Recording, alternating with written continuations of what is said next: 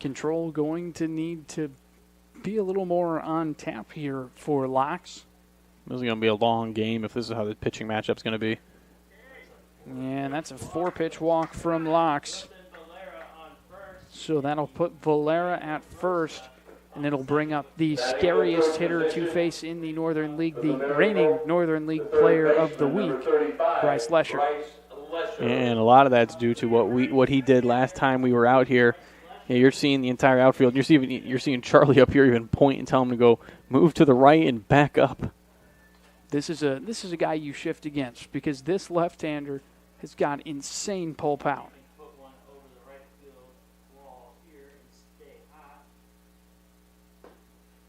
So he is able to locate for strike one there. Knowing the kind of power that Lesher has, especially to turn on those inside pitches as we saw him hit a couple tape measures out to right, probably going to try to work pretty far away from it. I don't think there's a tape measure available at Home Depot that can measure the pitch or the hit that he had. You got to have something more industrial. Lau's not happy with the strike zone right now. He threw his hands up at the umpire, but unfortunately I don't think that's going to help him in this situation.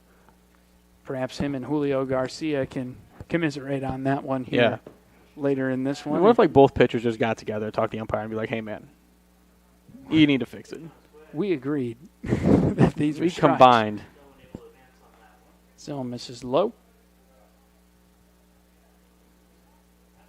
Now, it is worthy of note, Lesher is not a speed demon. Neither is Valera at first. If you can get him on top of something, it might give you a good chance for a double play, but I don't want to get ahead of myself there. 2-1, Mrs. Lowe.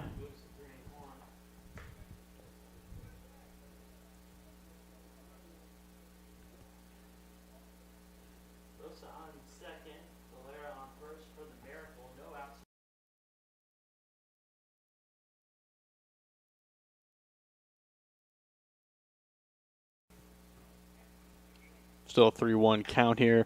And Lesher hits a home run in an elevator shaft as this one gets popped up into the infield and is caught there for the first out of the inning. That's a dangerous hitter to retire there.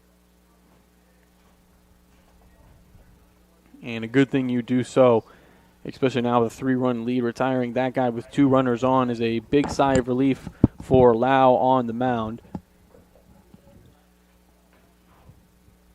He popped up. To where? Second. Well, hey, that's a great spot to have him pop up to. I called it a home run in an elevator shaft, so his record is still hot. Just not the way he wants it to be.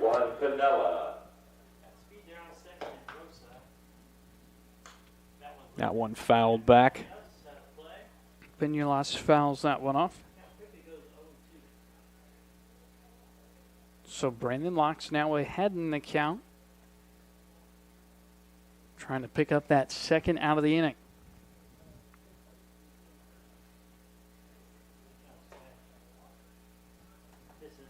Misses high at about chin high. For those of you wondering what the edges of the strike zone are, sometimes they change, but the chin rarely included. And by sometimes they change. They always change. They are always changing. They'll change in the middle of an at-bat. Depending on what you say to the umpire, anyway. So it is now a 2-2 count for Pinulas playing center field. He was playing center field last time these two sides met up just 2 days ago.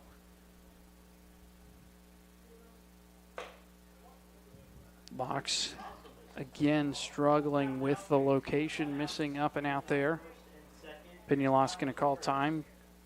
Correct the batting gloves, get comfortable.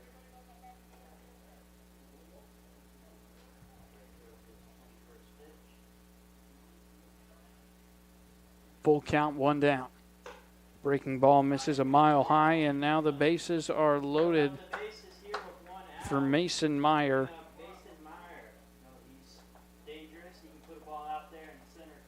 Yeah, it's a tough situation to be in here if you're the Oilmen. You got an early 3-0 lead in the top of the first, and you're already flirting with giving up that lead. And this is a team that you need a lead against through a majority of the game. You're not able to just go scoreless against these guys for a long time. And Charlie, I know you just pointed out this dude's jacked.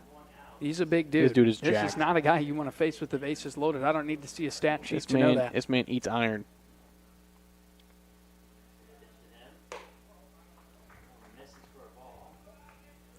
So that one misses high. Now, again, when you're facing a guy that's, big and powerful, you can oftentimes get him to chase on the edges of the zone, but you can't miss by that much. And you really got to get ahead in the count. But Locks is majorly struggling with that as he now goes down 2-0. Historically, power hitters in baseball are the greediest hitters you can find. They think every pitch that's coming to them is going over the center field wall and then some. So you can kind of use that to their advantage, like Charlie states. Come on, kid, find the zone here. There you go. And the best is, you get those guys sitting fastball. They're looking for it right down the middle, and you throw them a curveball, and the bat's already coming back around after the swing by the time it comes home.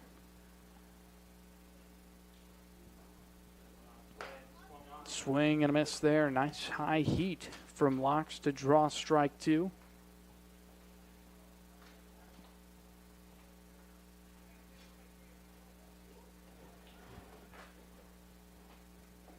So a 2-2 count. Bases are loaded, 1 down. Big out to get for Locks.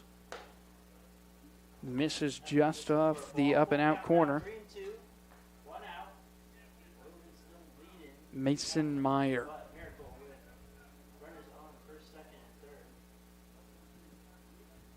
Today's third baseman for the Miracle. Can the Oilmen turn him away? They can't there. Miss high, and early walks on back-to-back days going to allow runs in the first inning for the opponents. It's now 3-1. The Oilmen still ahead, but only 1 down. When was the last time Loud pitched prior to this? It's been out there. Running the game changer, check the game changer, but hits. The last time he pitched was at Oil City Stadium. He pitched in long relief. That's all we've seen him in. So, yeah, now it's just a mental game with him.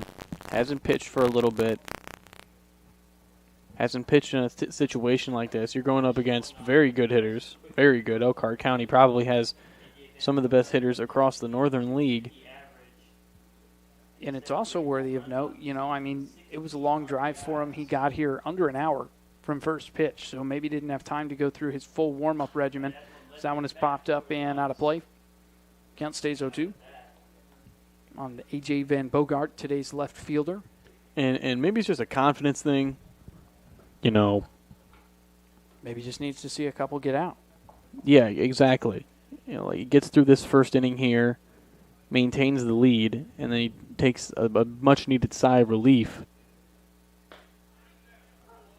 That is called strike 3 there, and that one was way too close to take for Van Bogart. So now 2 down with the bases loaded, and they're talking. there was some words being exchanged there between Locke and the man he just struck out.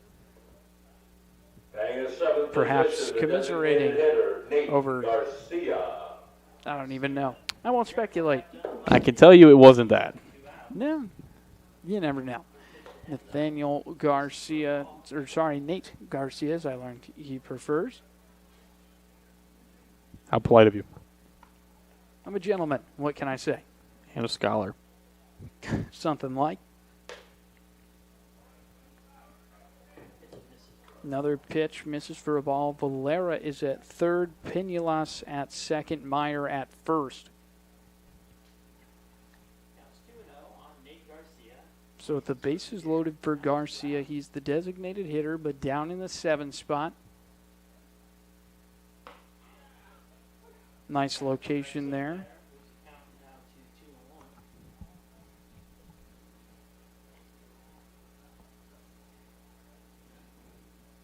Most important thing here for the Oilmen is you got to come back and send another message. If you get out of this inning and you still have a lead, you just can't move on. You got to continue growing that lead. It's never good enough. One good inning against a good pitcher isn't enough to win, and we saw that last time out. Buddy, where is the zone? Well, that's a second walked-in run from Brandon Locks. Oilmen now clinging desperately to the 3-2 lead with the bases loaded.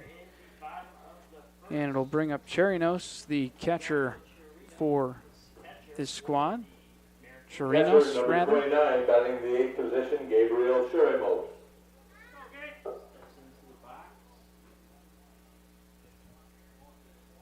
Infield's going to stay back here, try to get that force out of the closest bag. You saw Caceres over there at second maybe run in a little bit. He thought they were going to bring the infield in, but with a situation with 2 outs, you don't need to guard home as intensely as you would otherwise. And there will be a mound visit now. Infield mound visit. Zunkel stays in, so it doesn't get charged. And that's the difference when the manager's not on the mound. You know, Yeah. When he does that, the manager's always out there. Now, not the case. Charlie, I hate to be the one to bring this up, but this first inning is nearing well over a half hour. Yeah, and I also don't want to be the one to bring this up, but this is eerily reminiscent of the first inning of yesterday's game against the Griffith Generals. Mm-hmm. A lot of being able to bring in a few runs, but all off of walks and hit by pitches and mistakes within your own team, not a whole lot of hits. Which, just to this note, Elkhart has yet to record a hit, yet they've had 2 runs come in, and the bases are loaded. So that's in there for a called strike. Perhaps some words of encouragement from the teammates finding their way home, and yep, he hits them. So Chirinos gets hit by the ball, and we are now tied at 3 without the Elkhart County Miracle recording a single hit in this inning. Love that. Well, Official response today. I was going to mention that quickly that another reason, and I've experienced this before, and I'm sure any pitcher or infielder who was listening can attest to this as well, but sometimes you have mound visits, and you use as much time as you possibly can to force the umpire to walk out there, and then you hit him with a, hey, open the strike zone, right, real subtly, just to get your point across. Don't think you can, that's a situation there, because Locks definitely didn't have the strike zone on that one. definitely not.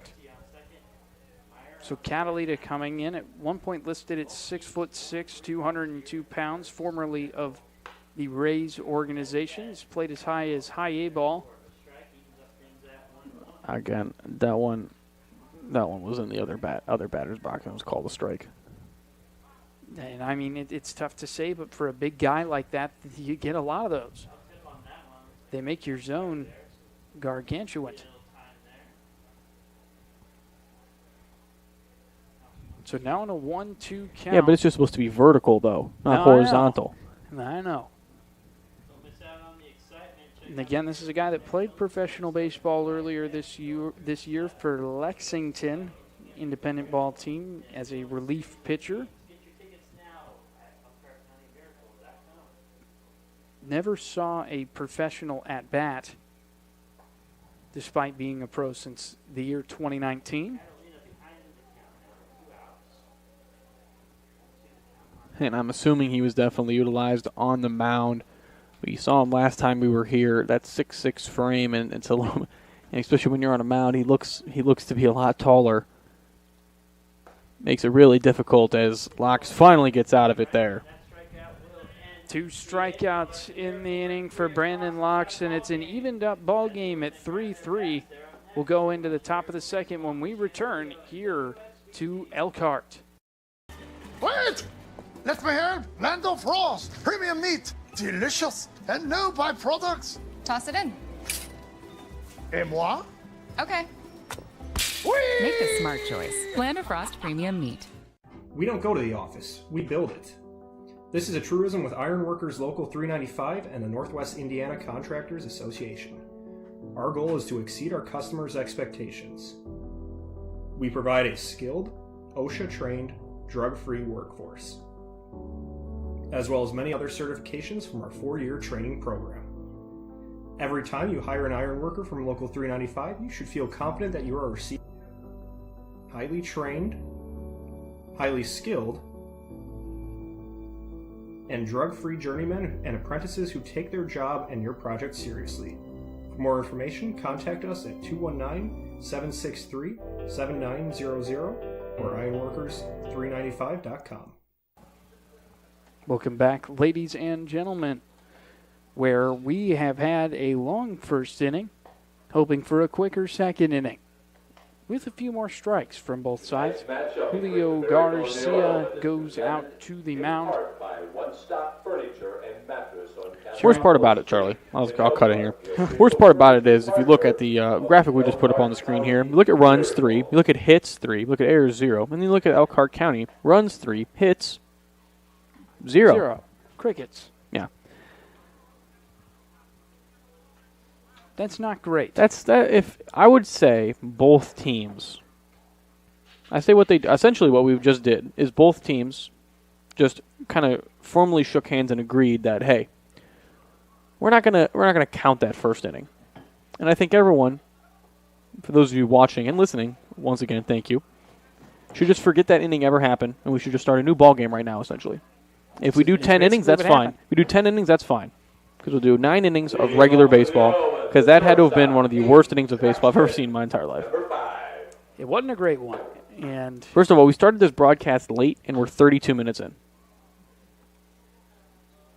Yep. Yeah. That's a foul ball from Aiden Thaxton, the Division I right-handed hitter out of Valparaiso University. For frame of reference, we were already done with third inning trivia by this time yesterday. Back-to-back foul balls for him. Which, by the way,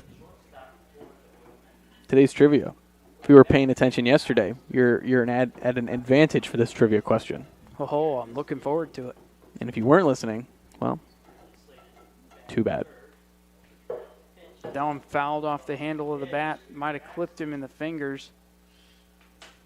Oh, he's down. Doesn't feel good. Double.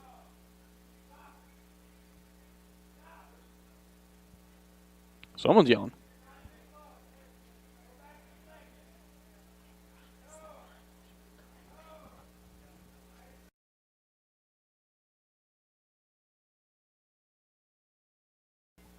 Currently trying to figure out what this fan is yelling in. I don't know what it was. Doesn't matter. The world may never know. So I think they are going to say that it hit him in the hand, not in the handle of the bat. And if it hit off his hand, that was a bad sound. So glad to see him go down there to first base okay. Now batting the center fielder, number 14, Isaiah White. All right, moving along. Off we go. I'm just trying to figure out why he's limping.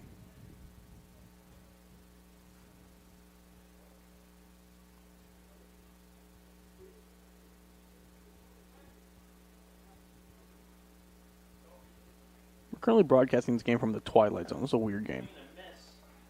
It is.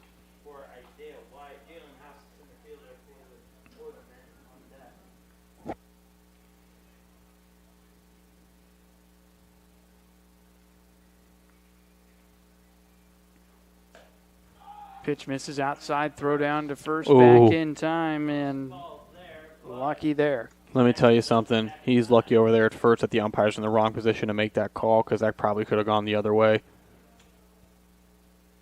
Certainly could be the case. So for Isaiah White, the 9-hitter today, now playing center field, that one a ball. Great throw, great tag attempt as well. It's not easy to sweep across and behind the body as well. White may have benefited on that last call there. Belts that one out into left field. Van Bogart back on the move over the shoulder. Can he make the catch? And it looks like he did. Thaxton's caught in no man's land off of first base, but he'll get back in time.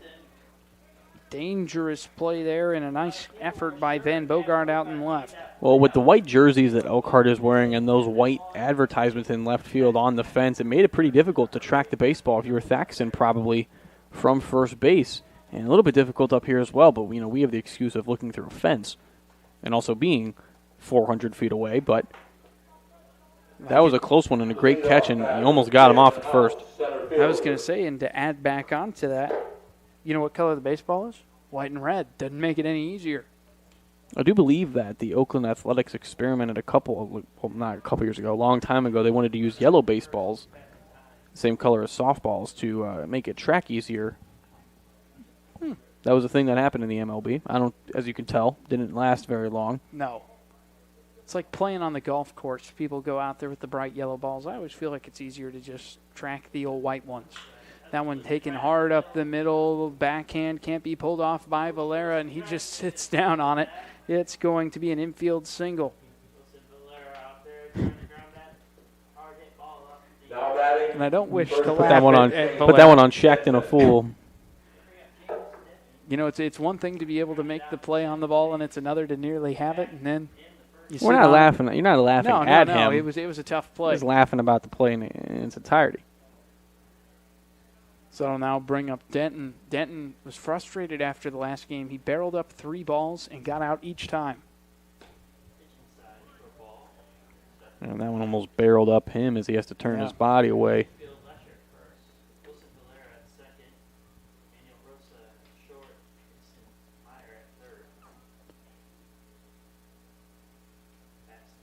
Delivery home. Able to locate for a strike. So 1 down and 2 aboard here for the Oilmen in what is once again a tie ball game.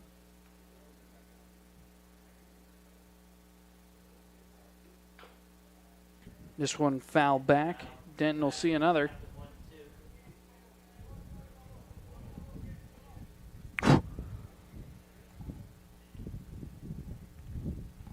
I knew before I got here that Clay Thompson joined the Mavs. I didn't know how much it was worth. My God. I'd take some of that money. 3 years, $50 million. Friendly reminder, Clay Thompson went 0 for 10 in an elimination game. Never forget. Now misses for a ball. And just to note, all they talked about with that Clay Thompson contract is how he took a pay cut. He could have made more money somewhere else. And, man, what I wouldn't give to take that money he took a pay cut on. Also, interesting news that the Celtics majority shareholder is selling his part of the team.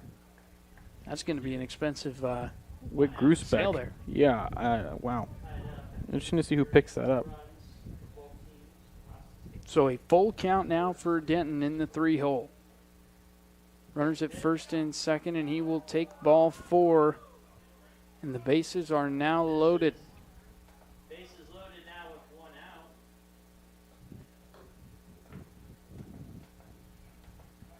So that'll bring up Noah Caceres, who was able to work a walk his last time up. I was going to see at this point, I was just see how long this game will go and how many times we can get bases loaded in a half inning. Because we might as well just try to do it every time. Well, here's what I can tell you. This game can't go too long. There's no lights. That one driven out to the pull side, and it's down. That's going to score 1, sending 2. Caceres pulls into first base, and it is a 2-run single for the second baseman, Caceres. Nice work from him. And the Oilmen lead again, 5-3. And I mentioned before we got into this half inning that the Oilmen needed to respond after giving up the lead in the bottom of the first. Now here in the top of the second, they immediately respond and put up a couple of runs. And hopefully that is the sigh of relief that Locks is looking for in the dugout, and he can come out on the mound. Rather shallow mound. Once again, we always mention 10 inches here at Elkhart County. Generously. Again, another bad angle to make that call. I'm not going to lie. I'm pretty sure he was looking at third. Yeah. Every now and again you get one of those. But Vosberg steps in, barrels that one up, but foul. And that'll carry out, and it hit off my windshield. Oh, no. Lovely. It didn't damage my windshield. It took a bounce first, but I was... Throw down to second is a bad throw, and that's going to allow Denton to score. And Caceres, who's on his horse, to get over to third. My goodness. That'll do.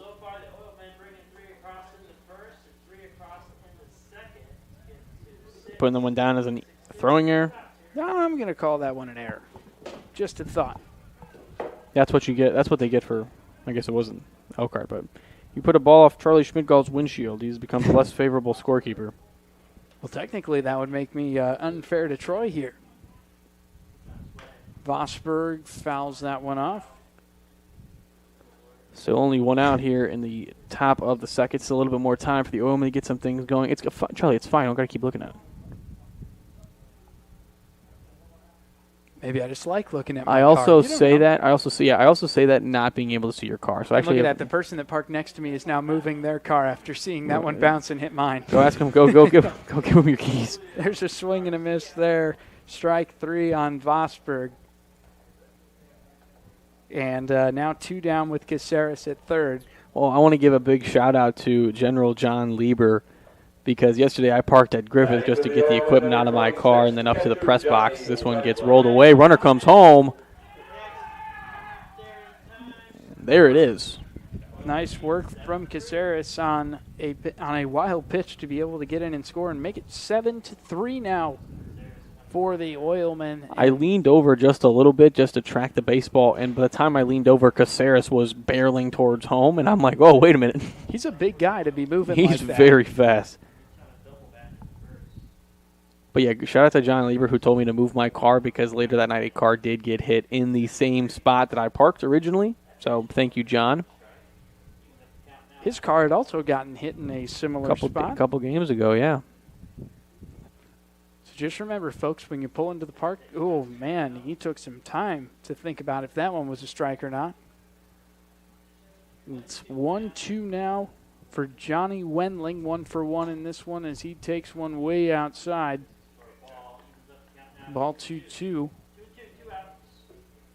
Saw the infield moving over towards the dugout. Maybe it wasn't as far off as it looked.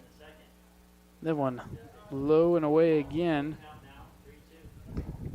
I mean, from up here, it looks like that's going into the other batter's box.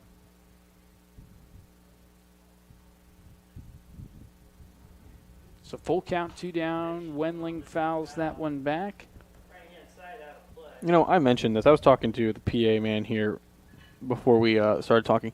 They built this fence so high, and baseball still go over it. So does we really need a 25, 30-foot fence behind home?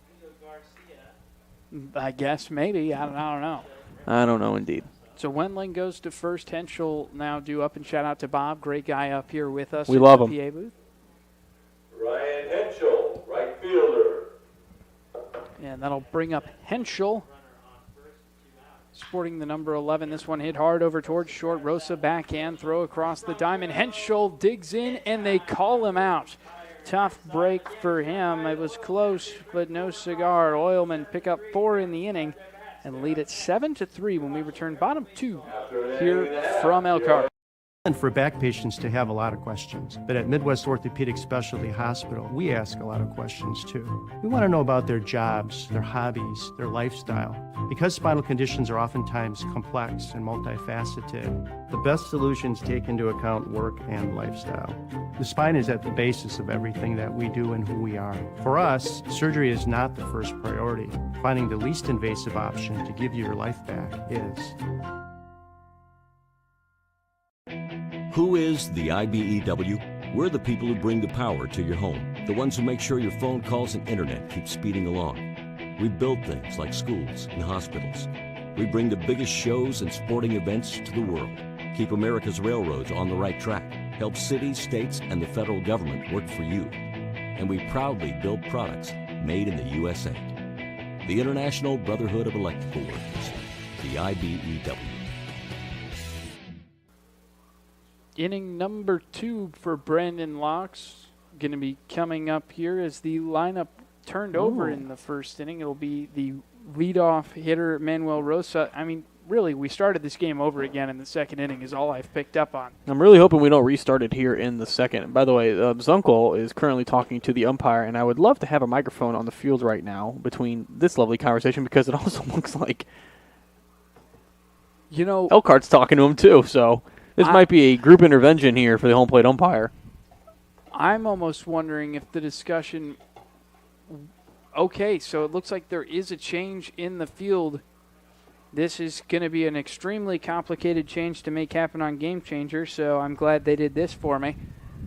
Emmanuel Scott is now catching, and Johnny Wendling moves to third. Aiden Thaxton is he still in the – oh, no, he's going to leave the game. So that moves Farrell to short. And I believe, is that it for the changes from what you're seeing? I believe. I'm trying to scan the outfield. I think the outfield, that's Vosberg in left, White in center, and Henschel in right. Yeah, I think that's right. Yeah. Now catching for the Oilmen, Scott. Emmanuel Scott. Wendling will move to third base. Farrell to shortstop. Getting a look at John here looking at me with his binoculars. I'm just trying to make sure everyone's where they're supposed to be. I'm just off center, my bad. So changes again. So Thaxton was hit by that pitch. It makes sense that they want to take him out, but really unfortunate. You got to remember, I mean, Thaxton probably drove 3 hours to be here for this game today. Then you get hit by the ball, and now you're out of the game. Yeah, I'd be fuming. Hey. By the way, we'll if there's any updates, we'll update you. But a lot big news across the NBA today. A lot of free agency signings. However, one that probably relates to us more often has happened very early this morning. DeMar DeRozan's not re-signing with the Bulls. I hate to say it. I'm pretty I'm sure very that's happy the right about that. decision. Yeah. I like DeMar a lot. I think he's an excellent man. So now with Paul George at the 76ers, that cuts off where he lands. And so question is, where does he go? A lot of people said the Heat. A lot of people have said the Lakers. He's from Los Angeles. Could be a natural fit to go out west. That one misses there. And, I mean, the Clippers could be a spot that has an opening after losing Paul George. I like DeMar DeRozan a lot. Man, what a downgrade. It's a change in skill set. That is for certain. I'll tell you what, man. I like the Sixers right now with the guys they sign, the guys they have. If you put Andre Drummond and Joel Embiid on the court at the same time, and the skill sets are very similar. It's very complimentary to have a backup that's that close. Mm-hmm. Makes a lot of sense. So Locke's 3-1 delivery home is in there first, and that was, in fact, a strike. I appreciate the sell job from Rosa. Now, I must also share, the plate is not well cleaned off. It's very hard to see from up here, but that's ball four for sure. I didn't need to see the plate for that one. It was in the dirt.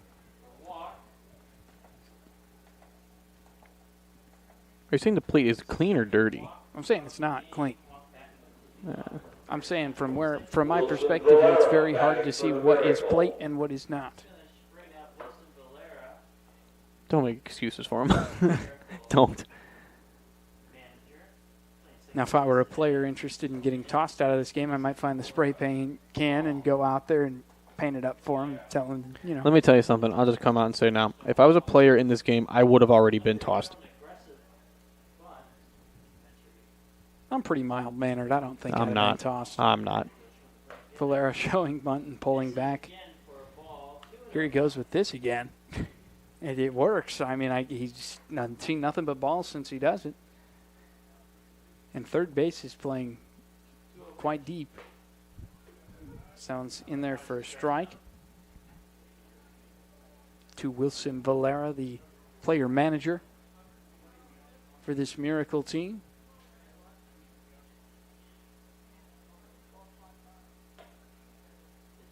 Pitch just off the mark outside.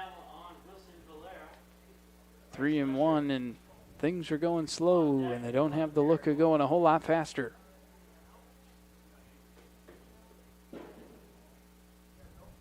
Blocks, kicks, fires, and right down Main Street for strike two.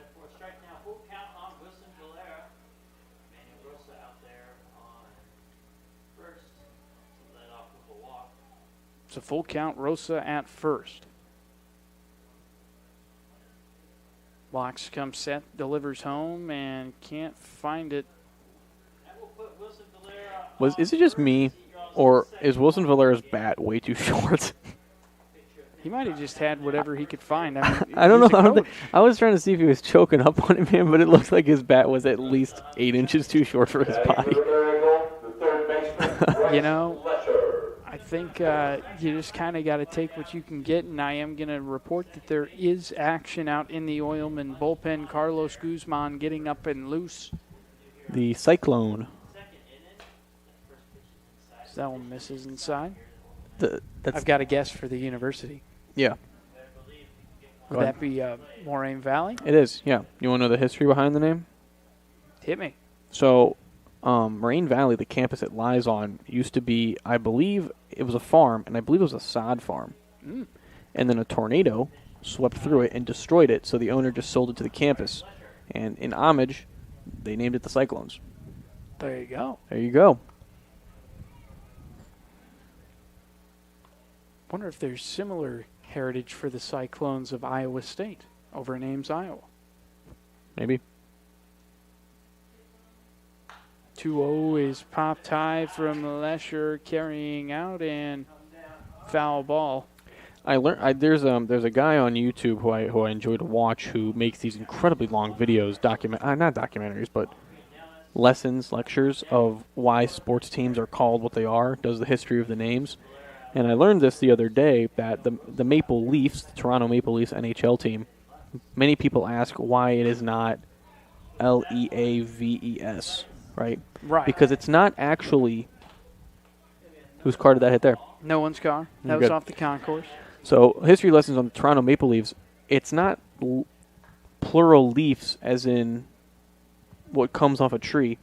The Toronto Maple Leafs are named after a medal that the original owner received in World War I. Huh. And so because it's named after the medal, which is a leaf, L-E-A-F, the S is a plural of the medals. It has nothing to do with flora. The more you The know. more you know.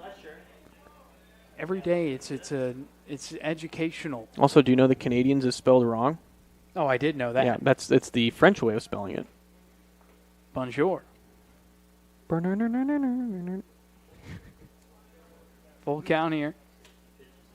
Locks to Lesher. Lesher underneath that one pops it up, and can it stay in? No, it can't. Combined distance here of all these Leshner foul balls has got to equal a home run at this point, realistically.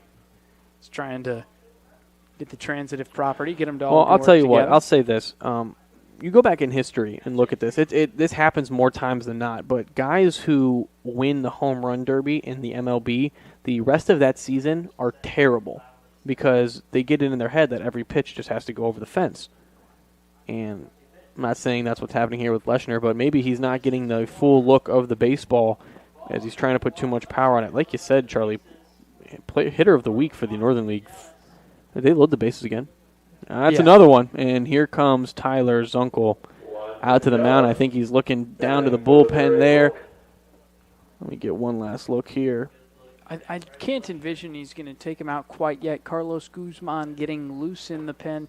It's worthy of note he's not throwing to a real catcher. He's just throwing to House, who just missed that one as it goes over the fence. I think he might be done here, so the gates open up. And we're waiting now. I think we're waiting for the official signal from Zunkel. Still got binoculars on it. I don't know if he's done or if he's coming out. Oh, I think he's just done warming up. So we will not see the MVCC student just yet. So what is this? 3 half innings in a row with bases loaded? Yep. All right. Actually, I believe it's 4. This is. Did we load the 4th bases a in the row. first? I believe so. Maybe not. You're scoring the game, man. Look, man, there's been a lot to keep up with here. I'm just going a pitch at a time. That's If that's fair. in for strike That's one. fair. So that brings up Pinu Ellis.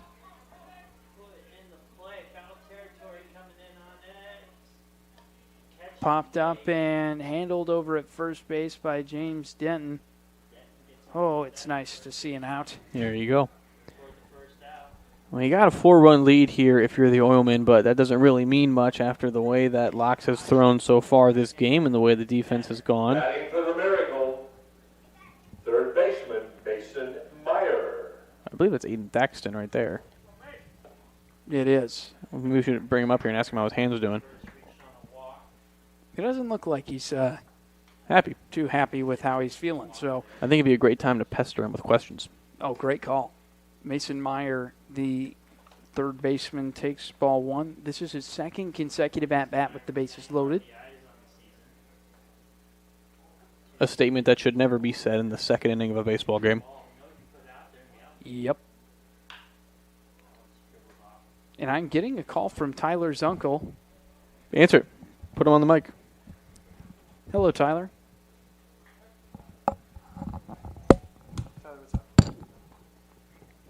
Charlie's going to handle that right there. That may be a pocket dial. Well, Charlie's going to say bon voyage for now. I'll take over from here solo. Yeah, get rid of that guy. Jeez. So here's Locks on the mound. 1-1 pitch. That one gets cut inside.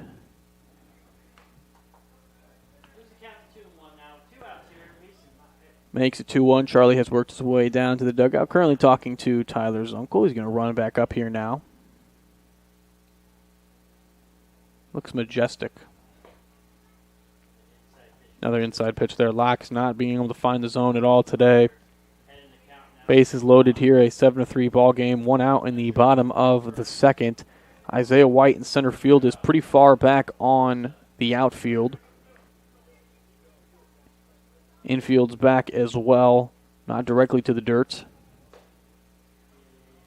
But he called a strike. Makes it a 7-4 ball game now.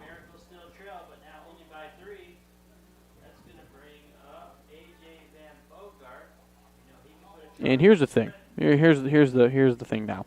Now with Emmanuel Scott catching and Wendling over at third, I'll say it now. Wendling is not as good of a catcher as Emmanuel Scott is. Wendling is a phenomenal infielder, and Emmanuel Scott is a great catcher who knows how to frame perfectly and knows where the strike zone should be. And he knows how to frame really well. And if we're getting this strike zone with Emmanuel Scott, now I know Locks hasn't pitched in a while, but now he's fully into his motion, and we're still walking the bases loaded on close pitches.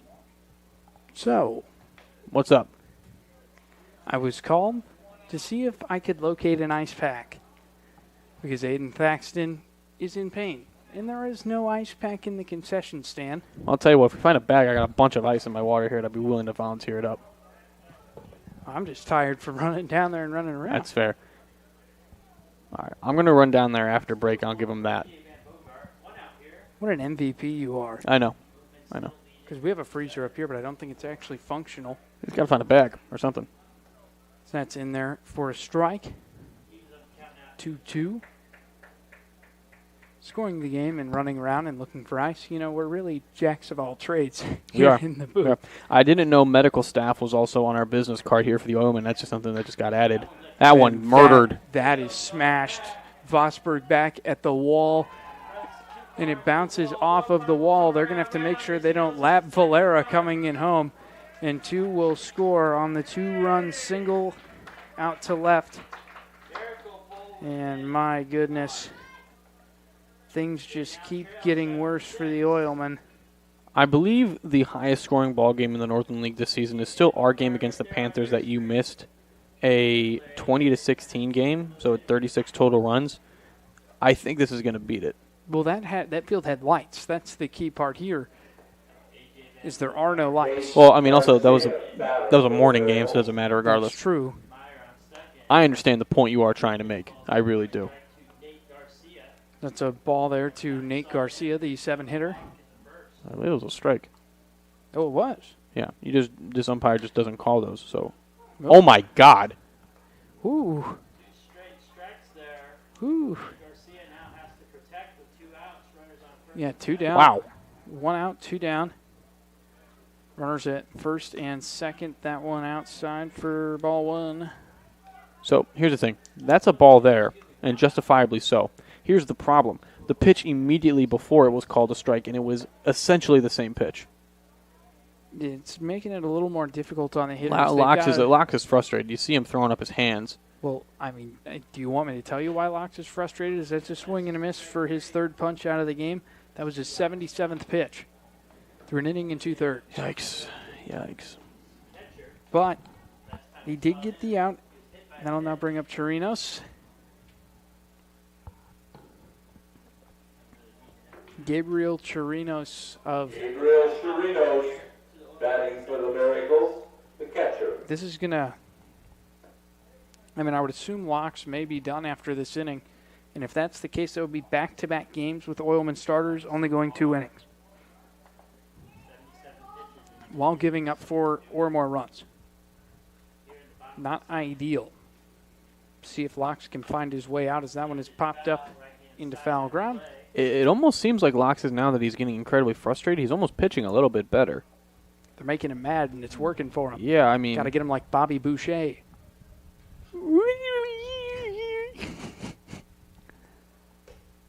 So that one misses high. 1-1. Whatever will get us some outs here, we may take it. So it is now a 7-6 ball game. Tying run at second. Go ahead run at first. Foul back. Now 1-2.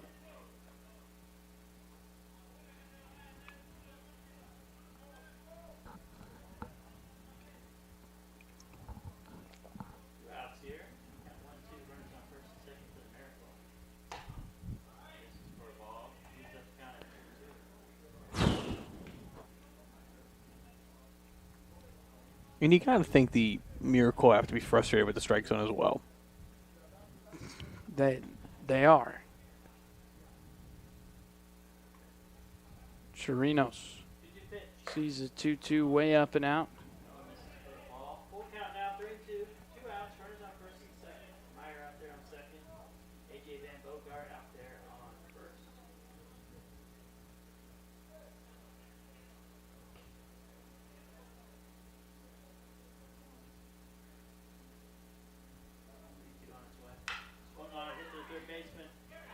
Wendling trouble with it, throw off the back knee, and it beats him to first. A marvelous play at third from the substitute Johnny Wendling to get the third out of the inning, and the Oilmen hanging on to the slightest of leads, 7-6, when we return here on the Oilmen Sports.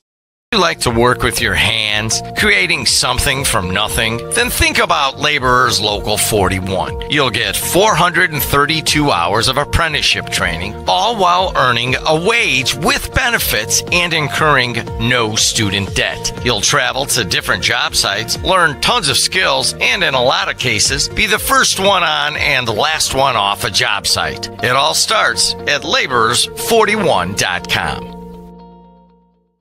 You guys are crushing it. See how 8 grams of healthy protein in Land of Frost premium meat gives you energy and keeps you full. Let's get those buns toasted and bread. Cheese, 10 more. Go. I'm getting shredded.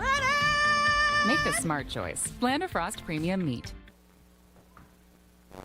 Welcome back, ladies and gentlemen, here as we head into the third inning of action.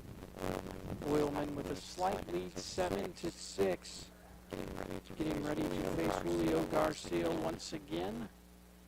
John normally does our third inning trivia, not up here to do third inning trivia at the moment. He's running a bag with ice that was in his cup down to assist the Oilman side. And that's not selfless. I don't know what it is.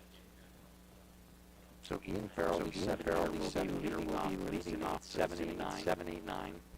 First, two up.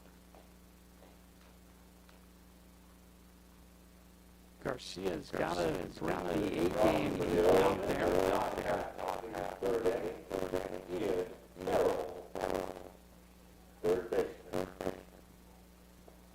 So for Farrell, the right-handed hitting third baseman, he's 0 for 1 on the day.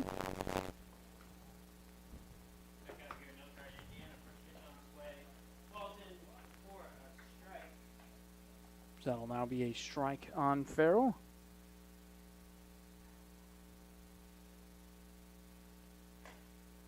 Youngster takes that one outside for ball 1.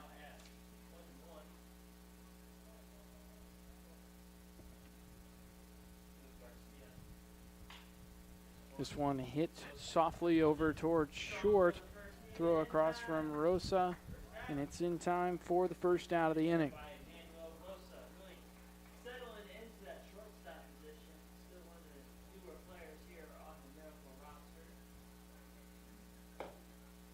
So that'll now bring up batting for the first time. I don't know why this does not have it right. So about him and put in Emmanuel Scott. It's tiring, isn't it? Let me tell you something. The door to the entrance of the press box here, the Bears need to give it a contract for free safety because, man, it just took me out. Oh, it got Oh, you? yeah. Oh, man, yeah, dude. Yeah, that's going to bruise. It might. Just maybe. What's the count here? How many outs? So we've got 1 out, 1-1 count for the new hitter Emmanuel Scott. It's his first time up today. Okay. Well, folks, it is the third inning, and as always, even despite my absence at the top of the inning to do the... He struck out there? Jeez. Yes, he did. Well, don't got too much time. We're going to give everyone a little extra time here on trivia today. As always, third inning brought to you by Lando Frost Meats. You need 3 things to make a sandwich, and make sure one of them is Lando Frost. Find at your local grocery store today. Third inning also means it's time for third inning trivia. Right now, Reggie Lee reigns supreme. He got the answer right yesterday of who is the current player with the most gold gloves and who is the current player with the most silver sluggers. Today's question, today's third inning trivia is, what MLB player has the most gold gloves in MLB history, and what MLB player has the most silver sluggers in MLB history? So not current, but of all time. That one lifted out in the right. Catalina takes care of it, and I think I've got an answer for one. I'm interested to see what they wind up being. We're going to give you a little bit more time when we come back from break. We'll talk about it a little bit more. So at the end of the third inning, we'll give the answer. There's a shortage of roofers across the country. Here at Roofers Local 26, our signatory contractors are in need of a well-trained workforce, and it's our job to provide that workforce. We are looking for people that are self-motivated, people that are reliable, people that are willing to give a hard day's work. In return, they get a good paycheck with good benefits. This is not a job, this is a career. If you're willing to put the time and dedication in, we're willing to provide you the tools and training necessary for you to succeed in the roofing industry. We've been doing this for almost 100 years. We know how to get the job done. Back here for the bottom of the third from Elkhart County, John and Charlie in the booth here for your convenience. As always, thank you to the people from Elkhart for sharing your space with us. We do really appreciate it. Third inning trivia.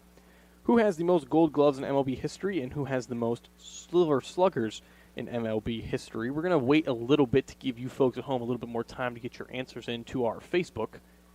But Charlie has... I'm feeling pretty good. Charlie is feeling pretty good. That's because Charlie knows the right answer. He asked me during break. He's right, so it's going to be another point on the board for the brick house.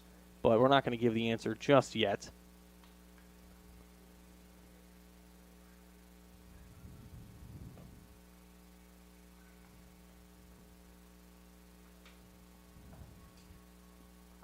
And yeah, well, we're going to have to see what they wind up coming up with. That one misses high.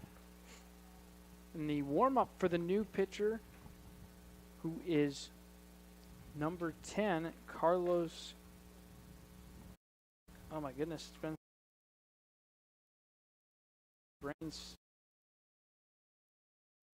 Think of who it is. It's Carlos Guzman.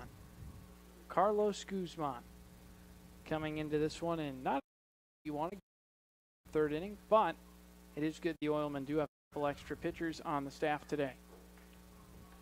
And thank God for it, because number one, I think I would have had to go get that bag of ice to Tyler Zunkel eventually. Because, man, Tyler, I don't think Tyler could have done a third inning, a third game. No. I was joking with him earlier about that, and he was pretty insistent. He was pretty tired. Yeah. Said the arm was dead, and this inning will start off with Geraldo Catalina. Good ball player, Catalina.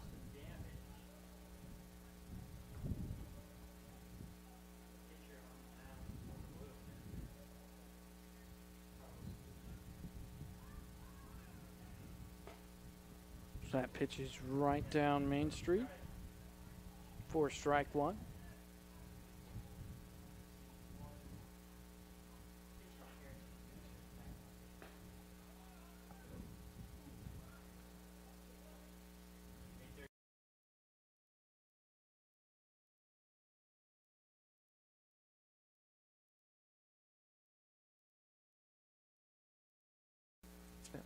And that one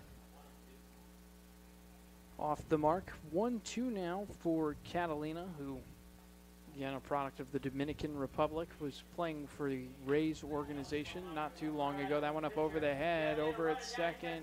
Caceres, throw over, not near in time. It's going to be an infield single for Geraldo Catalina.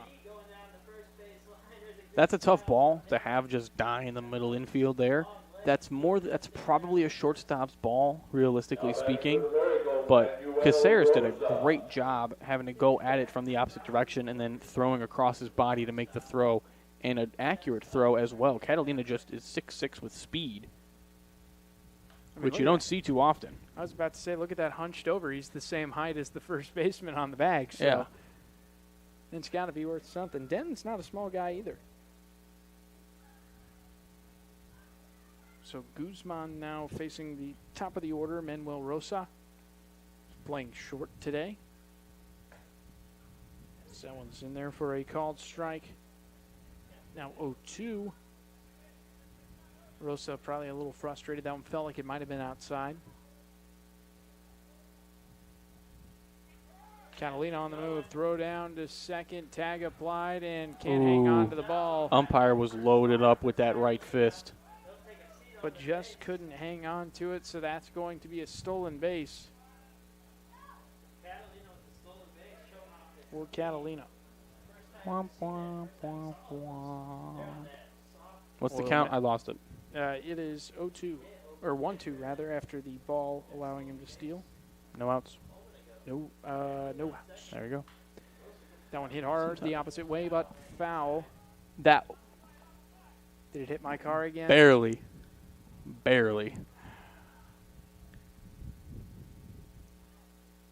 No. It barely missed your car. Sorry. Okay. Yeah. Sorry. You just sent me through a roller coaster. Yeah. Of emotions. Welcome back. One ball I can handle. My car probably won't break. You start testing my luck. I'm not loving my chances.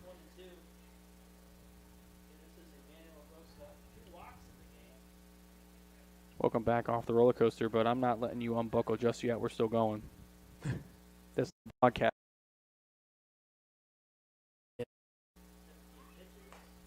2-2 in there for 3, and that one was a little outside.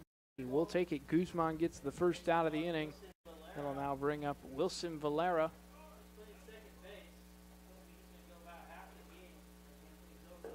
Now batting Wilson Valera, second baseman.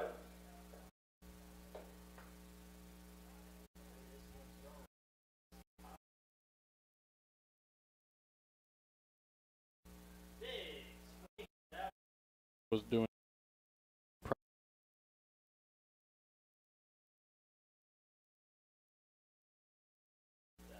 Yeah, he was. I'll send that one to the moon. We've seen him get a hit before. Wouldn't be surprised. Seen him get a couple hits before. Yeah. See what Valera can put together. Catalina back at second. This one delivered home big. Swing and a miss there. He's not coming up here to walk this time. He's making that clear. Sending a message. I appreciate it. So there's currently a person standing in front or like by our cars. You think we can like pay him to to move him? No. To like protect him? Yeah. I got a glove for him. Get an umbrella. Maybe a big board. Breaking ball gets away, and Catalina coasts over to third with ease. I can't emphasize this enough. He makes base running look exceptionally easy. It's 90 feet that he's covered. You know what?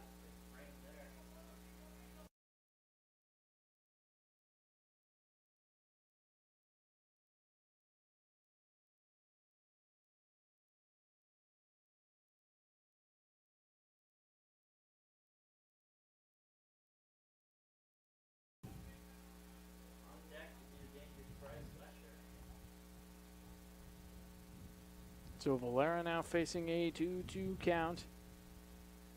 Catalina at third. In there for a called strike 3, and Wilson Valera, he's going to consult with manager Wilson Valera to go out there and dispute that call, but he will have to go back after a strikeout looking. And that's an interesting situation to be in because, you know, the coach is playing here today, and I think Coach, he essentially has to give up coaching responsibilities on paper to someone else. But at the same time, he might get awarded a little bit extra leniency. Coming out, good idea here. This is a almost a Barry Bonds type move here. I mean, it is. You're intentionally walking the guy because you know what he can do to you, and quite frankly, you don't have any interest in him doing it. Vanellis now batting for the Miracle, the center fielder.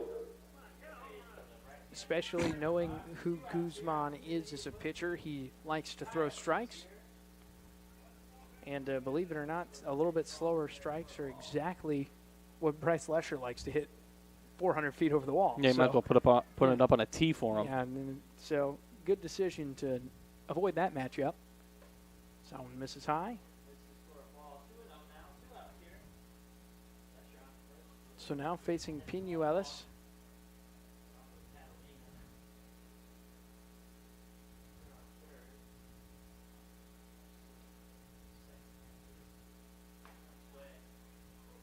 Nice location for the 2-1 count.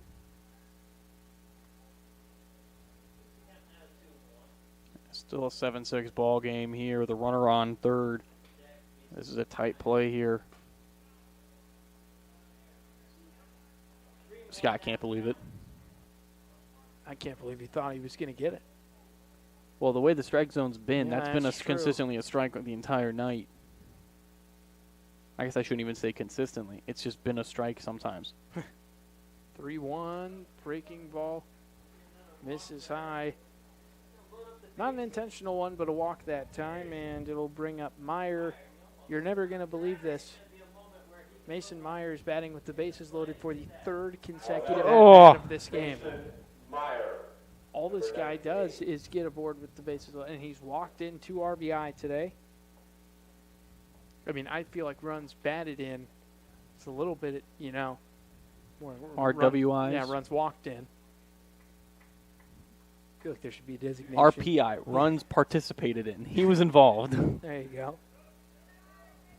So that one misses for ball 1. At this point, we're gonna need Tyler's uncle to go find that jersey. Hopefully, it's in the back of his car somewhere. Maybe we can just paint Thaxton. We can just cover up Thaxton's 5. I'll take Thaxton's jersey. I'll go with out a there. 1. Down foul back.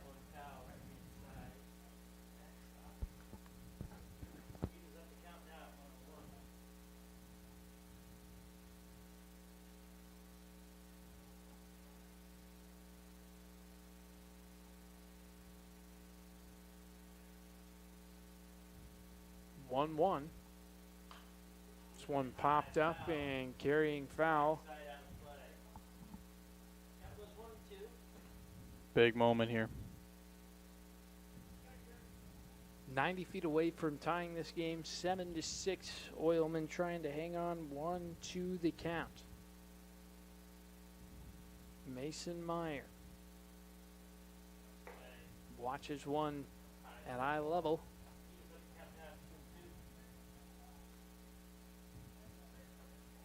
And again, if you're going to miss a head 1-2, you want it to be a little bit more enticing than that one.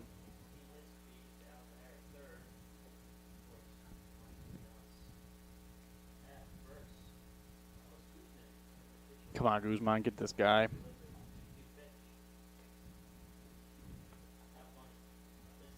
Can't quite find it. The count is now full. Full count, 2 down, bases loaded. In the bottom of the third, 1-run ball game. Oilmen trying to hang on to a lead, and this one is going to be fouled off. Hit that one too hard to hit my car. There's a woman standing like at the top of the bleachers, Oh, I and know the ball she was was afraid the for ball just a was moment well there. over 50 feet over her head, and she ducked. So, I'm just telling the fans what's going on. Fear drives, man.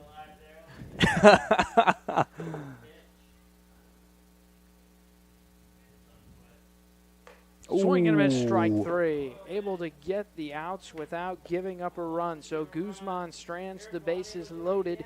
Oilmen going to have the lead 7-6 when we return. 4th inning of action here from Elkhart, Indiana. Safety doesn't come in a box. It's not a banner that goes on a wall. It's not something you do now and then, or when it's convenient. It's using state-of-the-art simulators to better prepare for any situation. It's giving offshore teams onshore support, and it's empowering anyone to stop a job if something doesn't seem right. At BP, safety is never being satisfied and always working to be better. Miller Lite tastes great. Let's fill it. Tastes great. Let's fill it. Tastes great. It is both. It is both. It is both. It is both. It's both. Hey, thanks for the backup. Never actually gave the answer for third inning trivia, so we're doing it here in the 4th. Who has the most gold gloves in Major League history and who has the most silver sluggers in Major League history? Everyone got it for silver slugger. It is Barry Bonds with 12, which, by the way, I already said you got the right answer, so I don't need you to do your whole spiel, as always, Charlie.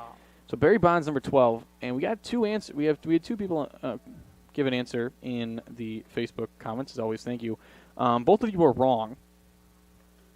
Christian and Tony. You're right. You are no, you're not right at all. Period. Who has the most gold gloves in MLB history? It's Greg Maddux with 18. Now, if you were to look up which position player has the most gold gloves, it would be Brooks Robinson. However, that was not the question. It was just who has the most gold gloves, and it is Greg Maddux at 18. So, Christian Gans, you answered first, so you would technically be the winner. However, you did not get the full answer correct. So, I have deemed this. Charlie disagrees with me, but it's my game, so I get to make up the rules. Christian, you will be the king of the third for this game.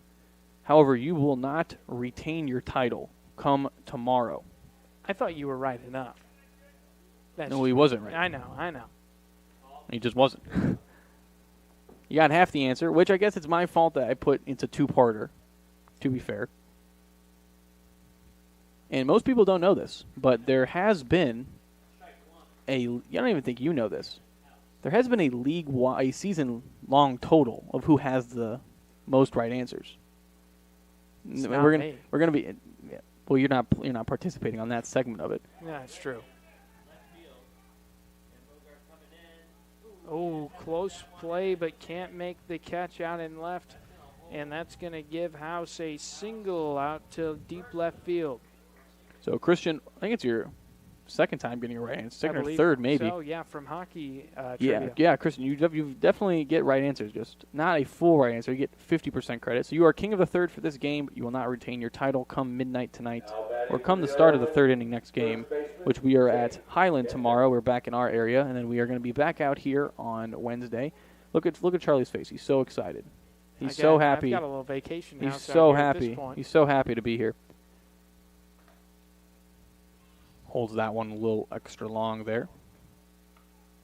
It was called a ball. I won't elaborate any further because it benefited the Oilmen, but it was called a ball. James Denton, the powerful left-hander, playing first base today. House at first is some really nice speed. I wouldn't be surprised to see them send him in this at-bat. That one misses as well, 2-0. And a little bit just a clarification on why that ruling is what it is. So yesterday it was a 2-part question as well. It was the same question as today, just active MLB players. Once again, Nolan Arenado, most gold gloves.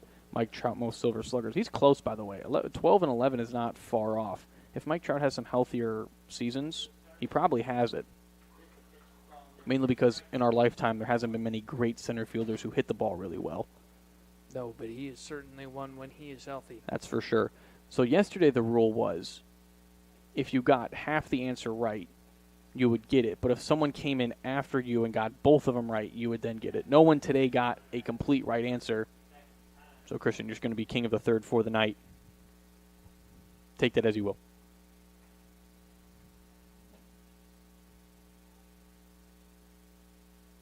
So 2-1 count now for Denton.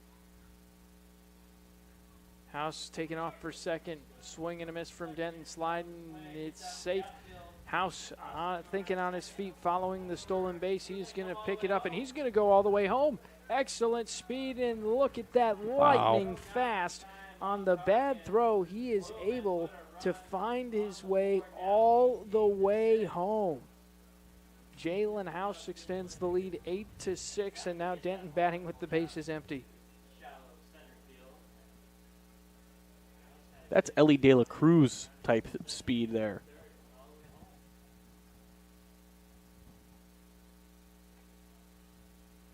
Bold move by Zunkel to send him, man. I mean, absolutely. I mean, you got to, it was a great heads-up base running when he slid into second, got up, and ran to third. But it's great third base coaching because he can't look back and see what's going on. And also just I'll say, center fielder right now for Elkhart is essentially standing on the warning track, right? So he's far back. Yeah, Pinuelos is way back there. He was not in any position to back that up. Swing and a miss there, and that'll be strike three. Punch out for Garcia. And one down now. Garcia, worthy of note, I believe that's it's his third punch out of the game. Which, you know what, that might not be too bad here in the fourth inning on a regular game, but one that's currently approaching an hour and a half. Right. Maybe not. But also 8 runs, so ground out to second base there. Wilson Valera was able to relay it to Lesher in time, and with 2 down, it'll now bring up Troy Vosper. Batting for the Oilmen, the left fielder, Troy Vosper. Left fielder Vosper, another guy that could be available as a pitching option. He takes the ball.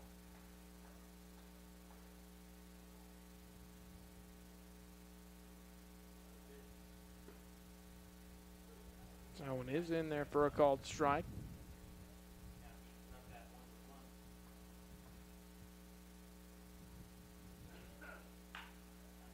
That one hit over towards first. Lesher reaches out with the bare hand, underhand toss, and good teamwork to convert the ground ball. Very dangerous over there. Sometimes you just need to use what we like to call in the business the power of friendship. There you go. So with that, Oilmen add another. It's 8-6 when we return. Bottom 4 here on the Oilmen Sports Network. Don't let pain knock you out of the ring. Our hand, wrist, and elbow experts are pioneers worldwide. You need us in your corner. Midwest Orthopedics at Rush. Make an appointment today.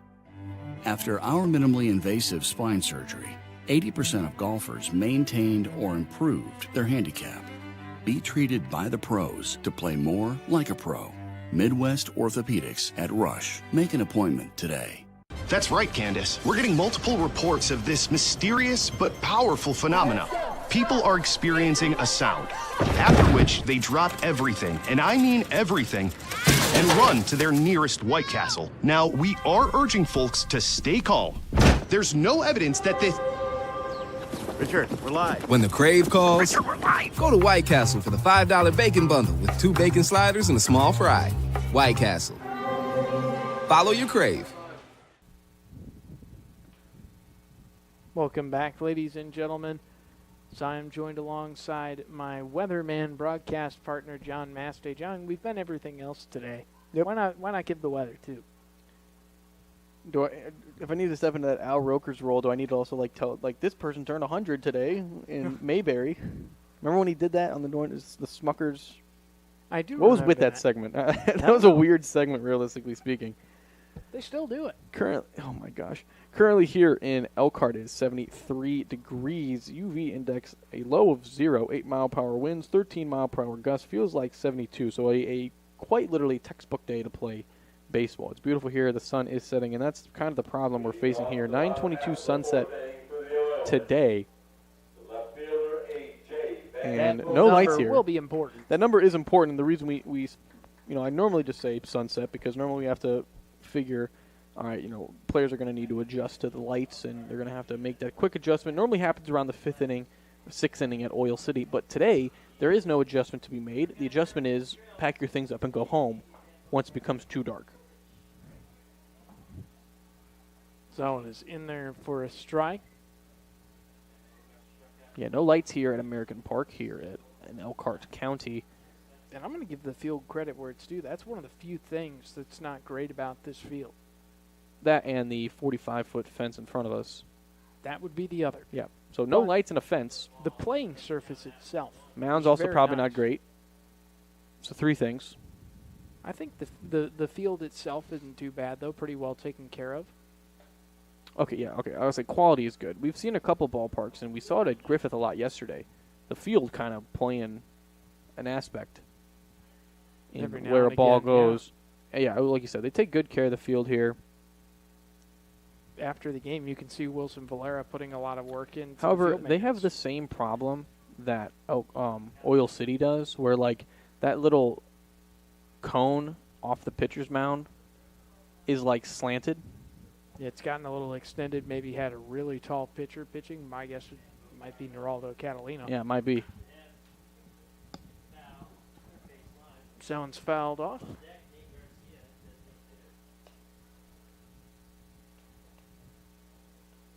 I got some good ones today for Today in Sports History.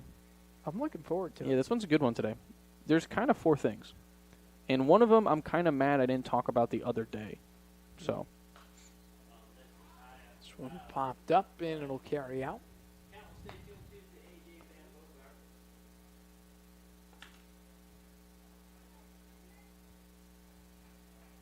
Once again, we thank you for joining us wherever you're watching us on Facebook, Twitter, YouTube, Jed TV, or maybe listening on the radio. I don't know if that's up there or not, but swing and a miss there for strike 3. Wherever you are, we thank you for joining us and welcoming us into your homes, cars, ears, as me and Charlie are currently in New York state of mind because at the same time, we're in the Eastern time zone today, we essentially are in South Carolina. Elkhart, however, is every concrete time jungle. Every time we come out to Elkhart, I'm going to say we're in a different location in the Eastern time zone. First came out here, I told the folks at home that we could literally see Spider-Man from where we were. Do you think they believe me? No. Maybe a kid in a Spider-Man t-shirt. You don't know. I guess I don't. You don't know. 1-0 in there for a called strike on Nate Garcia.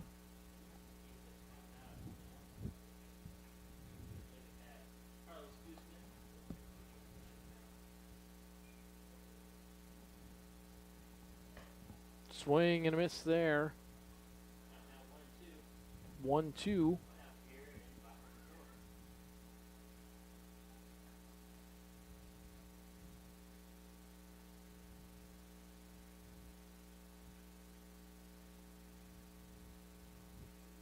Pitch misses way high.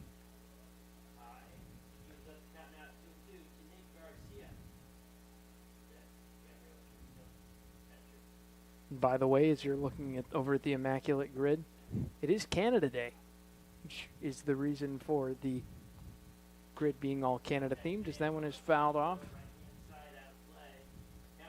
Is that like their version of 4th of July? I believe so. Interesting.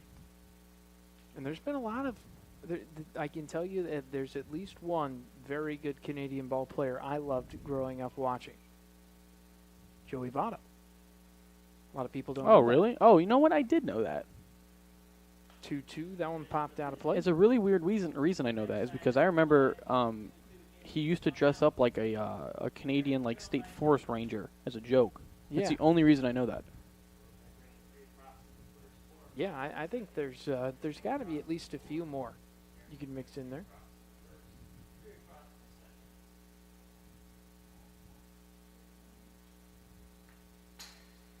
Now I'm fouled off. If you're trying to fill in that grid, I'd probably use him in the Canadian row and not the born outside the U.S. in 50 states. Would you use him for 10-plus home runs or all-star? It's probably easier to think of an all-star than another guy who hit 10 home runs as a Canadian from up north, our neighbors to the north.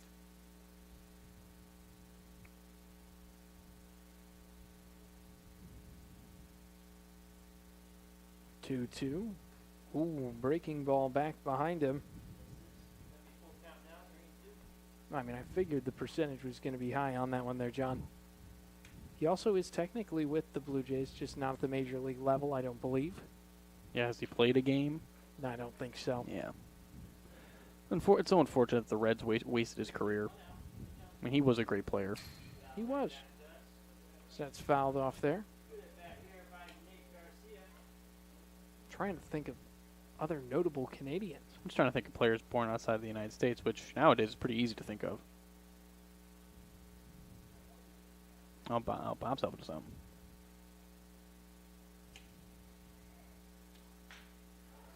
That one is hit out into center field and handled.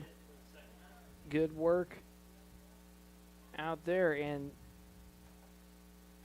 Bob's got an excellent call here, Fergie Jenkins.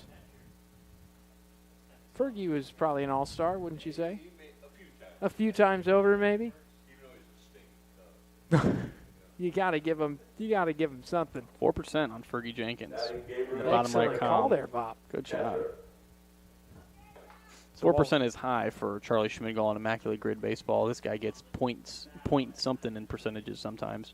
Well, I don't know if you know this or not, but I don't know a whole lot of Canadian ball players. I know a lot of guys who've played in Canada. And I know a lot of guys born outside the United States, but not a ton of guys meeting that criteria. I'm pretty sure. I'm trying to think here. I know I'm trying to decipher who it is. It's either, I'm pretty sure it was either Dante Bichette or the original Vlad Guerrero played for the Blue Jays, and one of those two was born in Canada. Mm. It was either Bo Bichette was born in Canada or Vlad Guerrero was born in Canada. Yeah, I'd have to think. And then one of those two could be used. Dante was, one of them was playing, Vlad played for Montreal, I know, and Dante spent a lot of time out in Colorado, so I would assume he was probably not born outside of the United States, but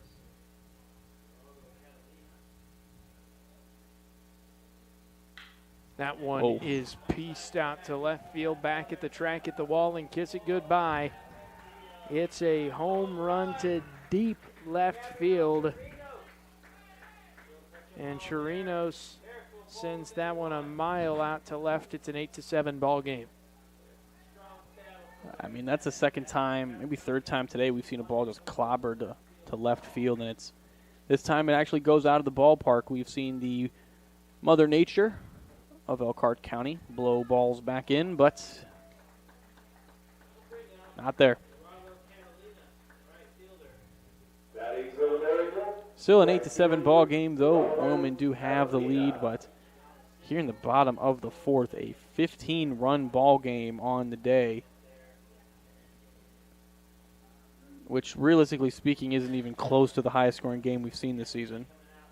You're not even halfway there. Yeah. That's a crazy. 36 runs is the record. I hope we don't get too close. As Geraldo Catalina steps in 1 for 2 today.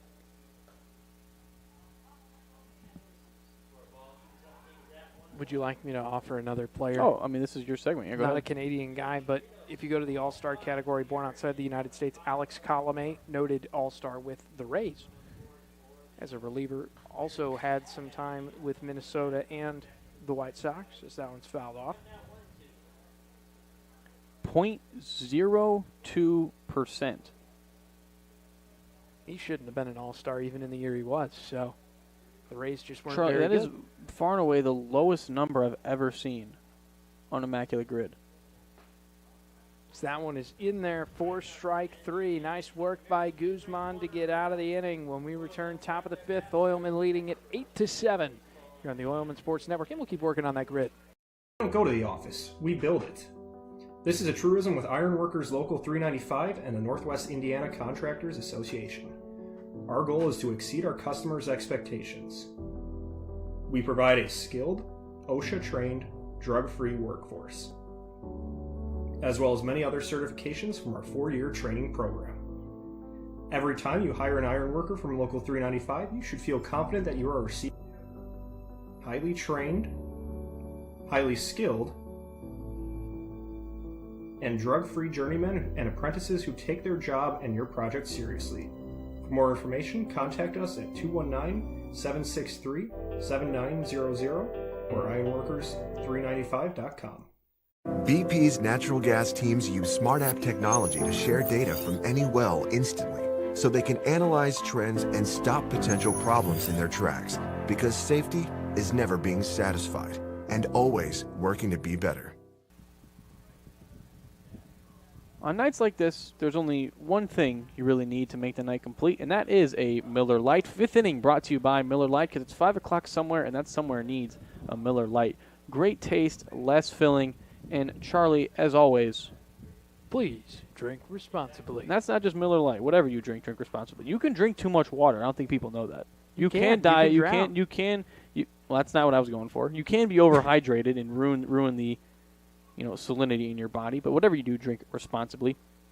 5th inning also means it's time for Today in Sports History, the segment where you can be a little bit smarter next time you go to the bar to grab yourself a Miller Lite, courtesy of yours truly. Today in Sports History, 1904, it's the start of the 3rd ever modern Summer Olympics, and it's the first ever Olympics in the United States. Charlie, do you know where it was? First Olympics in the United States, what year? 1904. Ooh. I know there was one in Atlanta, as they deliver that one in there for strike 1. I don't think it was Atlanta, though. Give me Detroit. It's in the Midwest. That's not the answer. So I'll give you another guess. St. Louis? It is St. Louis. Good job. Yes. St. Louis is the first ever home of the American Olympic. I don't know if it's Summer Olympic. I think it's just Olympics, period. 1910, Comiskey Park opens. Originally just known as Chicago White Sox Park, but then renamed to Comiskey Park. And I thought that was funny because yesterday in sports history, the city of Chicago essentially agreed to tear it down. Yes, they did. So, really just an historic history around this day. In 1946, the Winnipeg Jets moved to Arizona and become the Phoenix Coyotes. And they are about to move again and become the Utah. Yeti, That's the end of the statement there. And if I do believe I am correct here, the Winnipeg Jets still exist. They do. That's because they are now they're now the Winnipeg Jets. They were previously the Atlanta Thrashers. I believe that to be correct. And that's what it is. And so the team can never just stay in one place. Everyone's just moving around. And I think it was 1990. This is a bonus one. 1997, Mike Tyson is suspended because he bit off that dude's ear. Evander Holyfield. Yeah, it felt unfair to suspend the guy just for biting off a dude's ear. Okay, all right. I'm joking. All right. Now we're going to fight with this guy.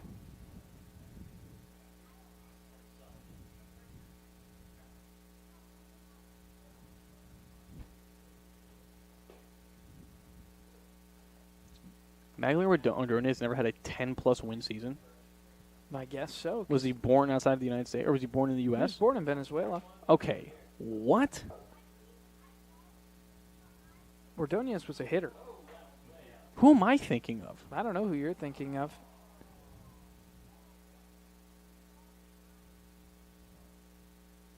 So it's a 2-1 count now.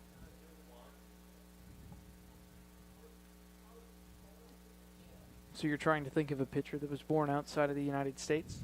Yeah, I was trying to get a low number. Well, I just blew up our board. Sorry, guys. You're okay.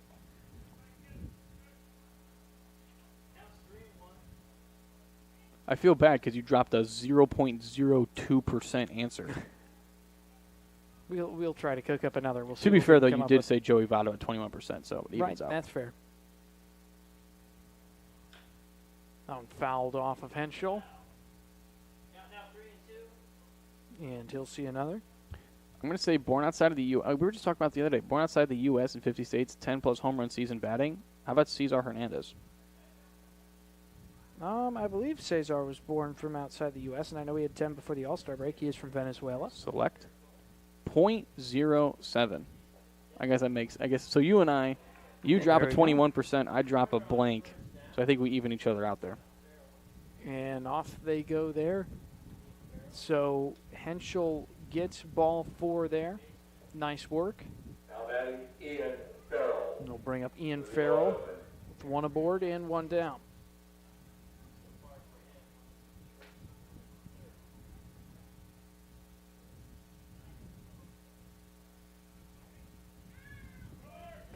Runner on the move, throw down, following the ball, and he is in safely. It's a stolen base.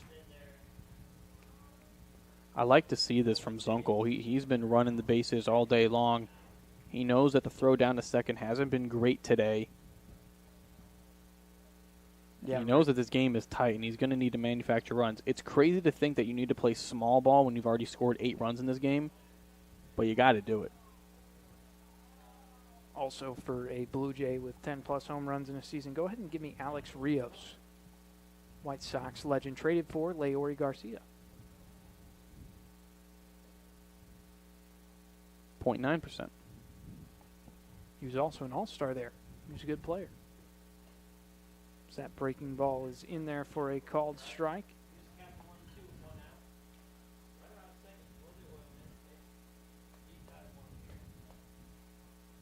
Trying to think of, I want to get that middle one again. Players born outside of the U.S. and a 10-plus win season pitching. Oh, there's a million of them. Yeah, I know, but I'm trying to think of someone rare. Get that score low. I'm always interested to see baseball and who the most common answers are for things. I think I might have one for you, but I'm going to double check it. Also known as cheating.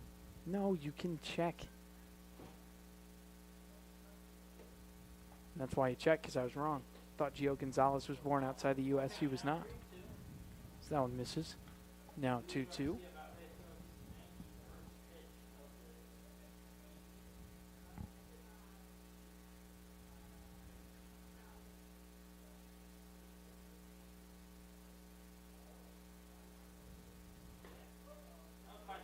That one is in there for a called strike 3.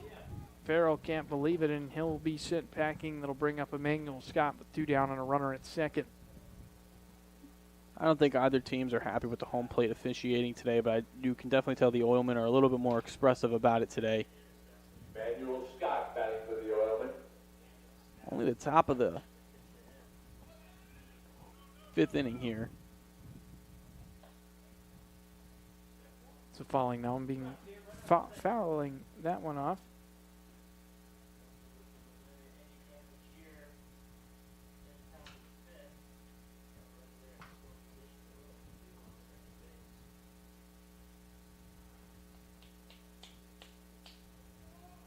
Ooh.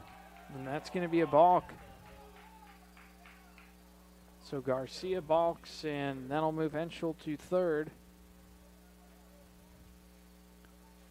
It's not every day that you see that.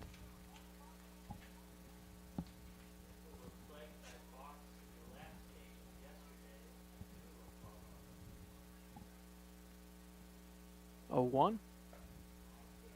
And that's in there for a called strike 2.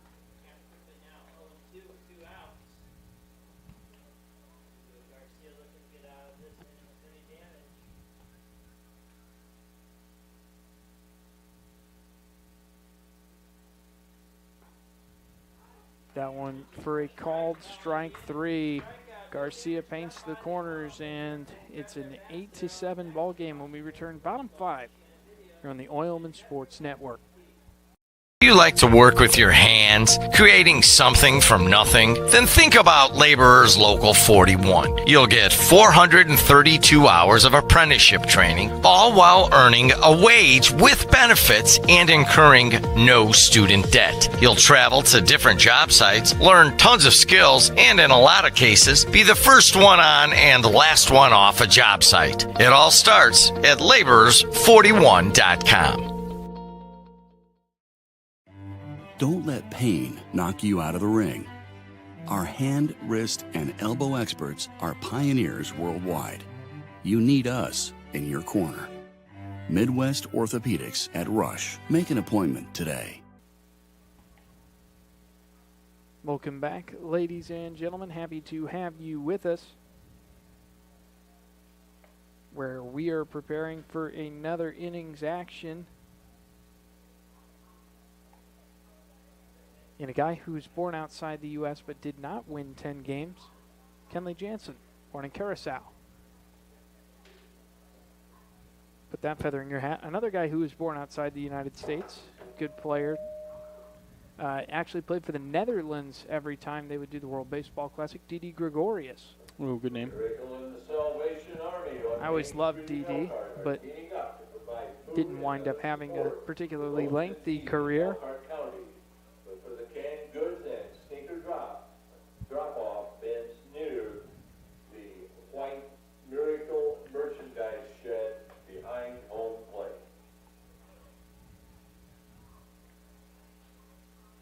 I'm really dedicated to that middle column there, that middle section. I mean, do you just want me to give you a person that's going to be on there, or do you want me to think harder about it and find someone? No, you get these other boxes. This one's mine. I'm dedicated. Oh, okay. Yeah.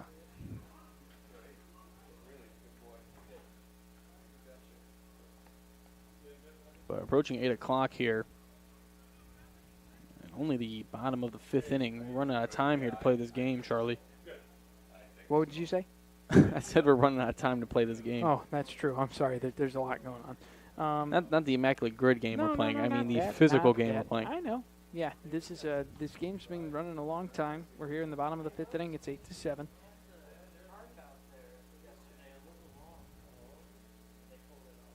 And it's going to be Rosa leading things off. Manuel. The bottom half of the 5th inning, leading off for the Miracle, Manuel Rosa.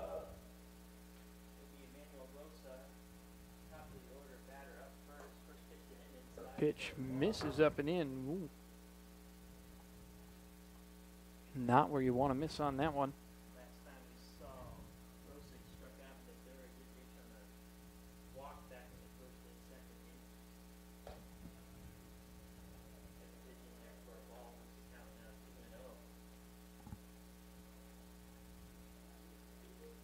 And this game has been competitive from first pitch. 8-7 here. We finally stopped the loading the bases trend. Don't speak too soon. I mean, well. Hopefully we have. Nobody likes seeing free passes. That one's fouled off. Jose Barrios won 10 games for the Blue Jays. I think he won 11 last year.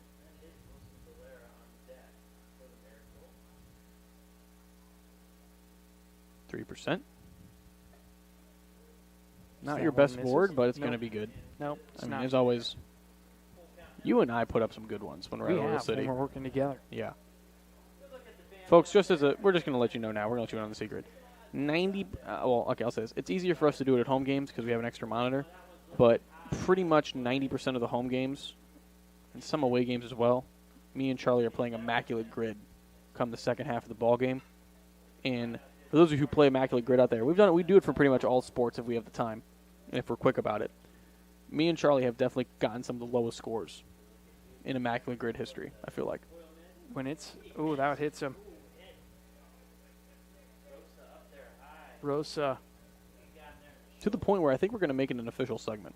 Yeah, Rosa's looking like he's feeling all right. Usually I go really slow, so I'm at like one every other inning. But Rosa thankfully seems to be all right going down to first, and that'll bring up Wilson Valera. Valera's still in at first, right, or still in at second right now. You'd mentioned potentially taking himself out of the game, but well, you saw him on that balk talking to the umpire, and the umpire was kind of talking back to him there. He said there's certain rules that if you're a player and you want to coach as well. Man, let me tell you something. If Valera reached base on that, they had forever in the day. I would on have that laughed. One. I can tell you that one. He's just here so he doesn't get fined. That's all he's here for the miracle, the first baseman, number 35, Bryce Lesher. Bryce Lesher coming up. First base is empty. Might want to consider a potential, you know. They're going to give him first base again. They want no part of Bryce Lesher tonight. Worthy player of the week. I'm hearing like fans like saying some stuff for intentionally walking him. It's like, what is wrong with you? Next batter for the miracle. I mean, I gotta tell you, I understand the sentiment of, you know, walking the guy can be considered a little, you know, a little bush league or whatever, but why would you face the most? I mean, you did it when you First faced of all, Barry Bonds. I'm sorry. Yeah, if you do it in the pros, it's not considered bush league. I put it that way. Yeah, I guess it's a fair point. Then half of what Nestor Cortez does. Yeah. All right, I can tell you right now. Now one out into right center field, hard driven. And that's going to get down at the base of the wall. Caught on the tarp. Throw in from White. It's going to score one. Sending in two. Throw is a beaut. Tag applied, and they gun him at home. Caught with his hand in the cookie jar. But it is an RBI double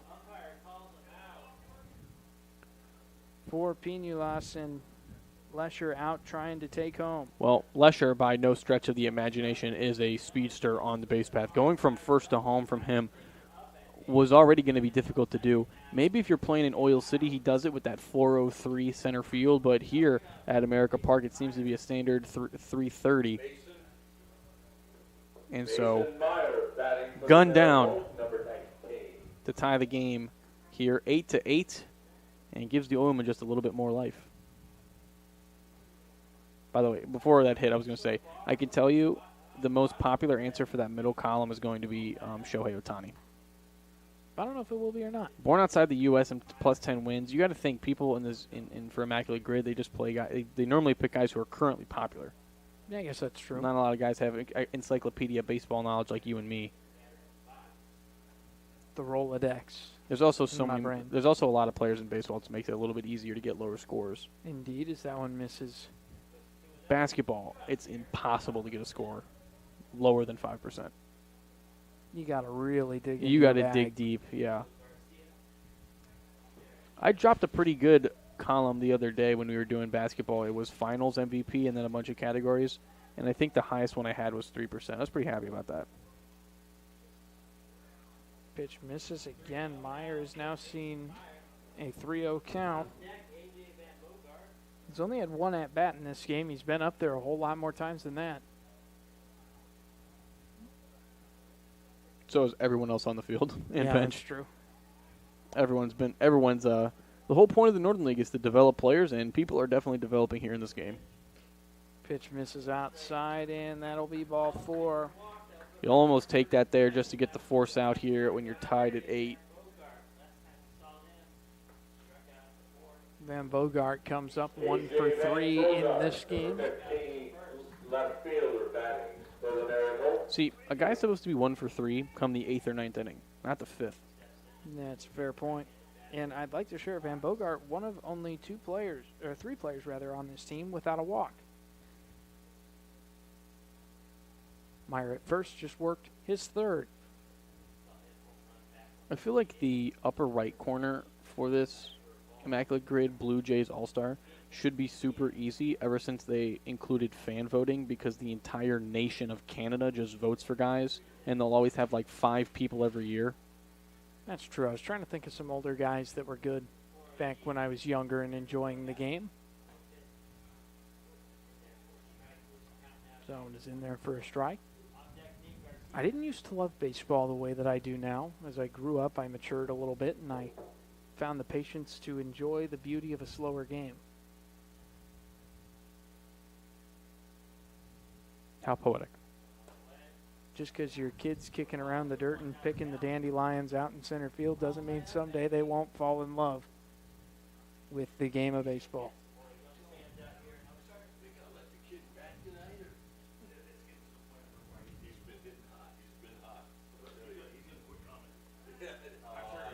Swing and a miss there, 2-2.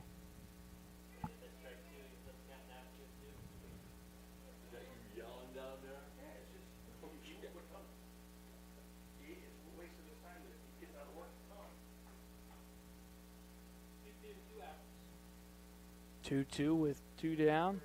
Guzman's delivery misses up and in, very nearly hitting Van Bogart. I'll tell you what, I got to give a lot of credit to these miracle hitters, because there's been a lot of pitches that have been close, have been at the head, and they've gotten out of the way. Guzman trying to find his way out of the inning without loading the bases once again.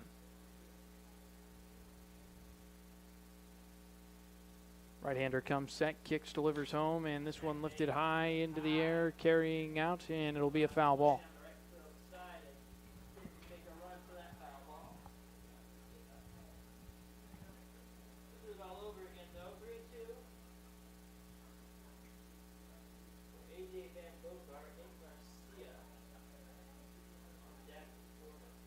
Is Yu Darvish American?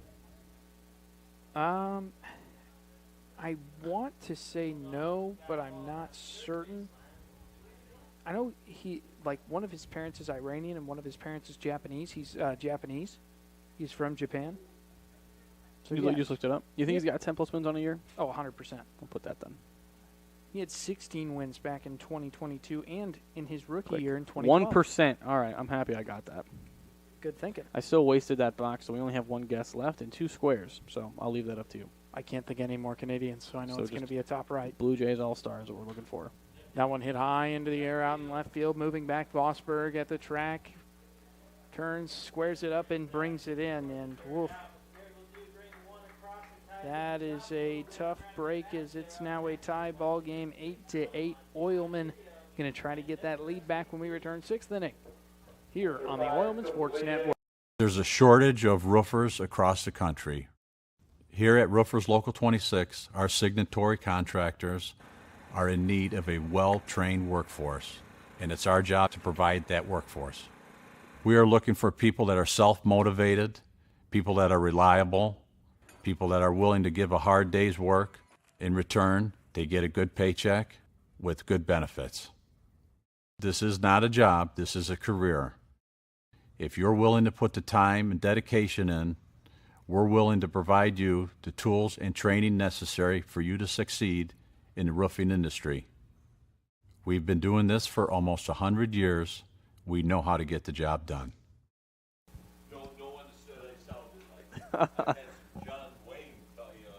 I can hear that a little bit, yeah.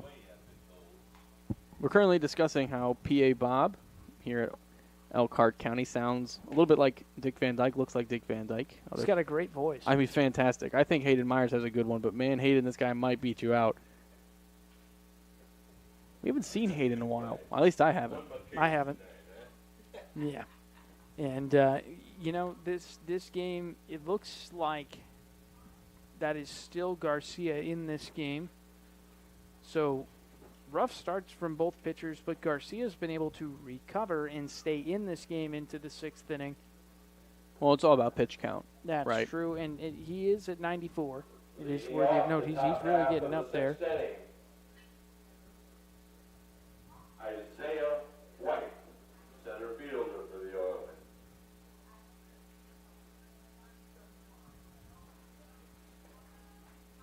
It's been an odd game for sure. Interesting is the word that most people would use.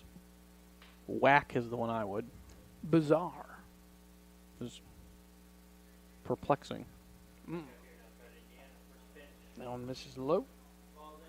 For ball 1 to Isaiah White. Last time he came out here was hitless with quite a few strikeouts. He was pretty disappointed in his performance last time. Looking to avenge that today. He takes ball 2. That was an enticing one, but good choice to lay off. Thought of any more Blue Jays All-Stars? Because once again, there's obvious guys and there's not. That one hit over towards short. Glove throw to first. Not going to be in time. Excellent speed to be able to leg out the infield single from Isaiah White. They'll turn the lineup over to Jalen House, who is 2 for 3. House had a good game. I mentioned it before in the broadcast. I think maybe we talked about it yesterday or the day prior, but I've liked House. He's a somewhat late addition to the team, and he was a great addition to the team, I'll say that. Great base speed, great hitting. He's a phenomenal outfielder, and also a good guy. You and I have grown somewhat personable with the players now this part in the season. And everyone's a good dude. I should say that. I mean, I'm not just a single guy's out. Everyone's been very nice to work with here. That throw in the dirt, sliding in, stealing second base with his Isaiah White.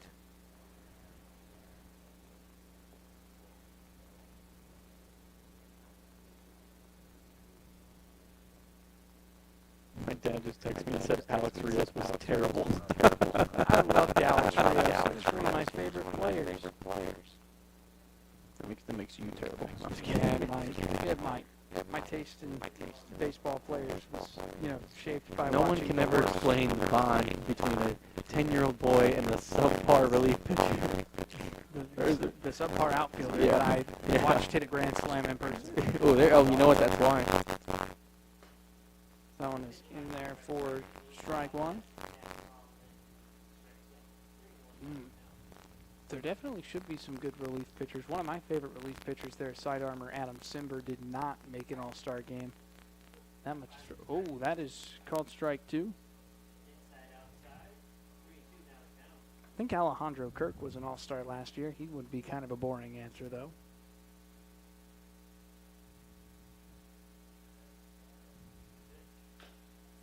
That one chopped in. It'll go to the right of the bag. Foul ball.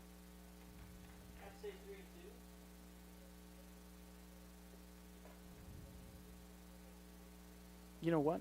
I got one. I've got one for you. I got one too. I remembered mine from. He had a great card on MLB The Show a couple years ago. Okay. Jordan Romano. Okay. I was going to go with Edwin Encarnacion. That one is ball 4, and House in throwing his bat over there very nearly hit the catcher, and they exchanged a look of, that wasn't ill-will. My bad. So you're going with who? This is technically your segment, so. Yeah, Romano. Jordan Romano? Jordan Romano. Closer up there. I don't know if he still is, but he was. You got it. It was a score of 1%. So this was a good board for us overall. The bottom category wasn't great because I couldn't even. Also, shout out to Bob for giving us Fergie Jenkins. Yeah, we would have been. We would not have gotten a single person on the bottom board. No, I would have gotten. Let's show summary. What's the most popular players? It's just Votto and Jenkins. That's all there is. No, literally. Someone is in there for a called first strike. 8-8. Runners on so most popular players. So across the top, Blue Jays 10+ home run season was Joe Carter. Blue Jays 10+ win pitching season was Rory Halladay. That was a good pick. And then Blue Jays All-Star was Vlad Guerrero. Born outside the U.S., Roberto Clemente was 2 of them. And Pedro Martinez. That's a good guess. I'll say that's a good player to put. And then across the bottom, Canadian 10+ home runs, Joey Votto. That is in there, and he is thrown out trying to swipe third. Unbelievable that they caught him. I'm not going to lie, because he is fast. It's a good throw from Chirinos. And House is now at second, and that was a high-risk, high-reward moment there, because now you lose a base runner in and out in the tie ball game. So, Charlie, can you explain to me, what a good score is? That one is hit hard. And it'll get out into center field. Denton going to pick up an RBI single, and it's a go-ahead RBI single. Nice work to be able to put the squad ahead 9-8. And a good job by the Oilmen to once again respond. They've had to do this a couple times today. They've been tested by the Miracle, and they have done a good job filling out those tests. Runner on first now with one gone. You still want to do a little bit more damage here. So going to my question, how do you tell what a good score is?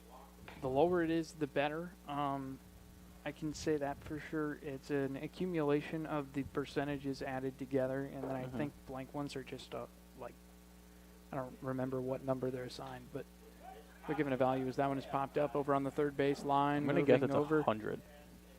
And a catch is made into the Oilman dugout. And but now we got to get picked off at first. I can't believe it.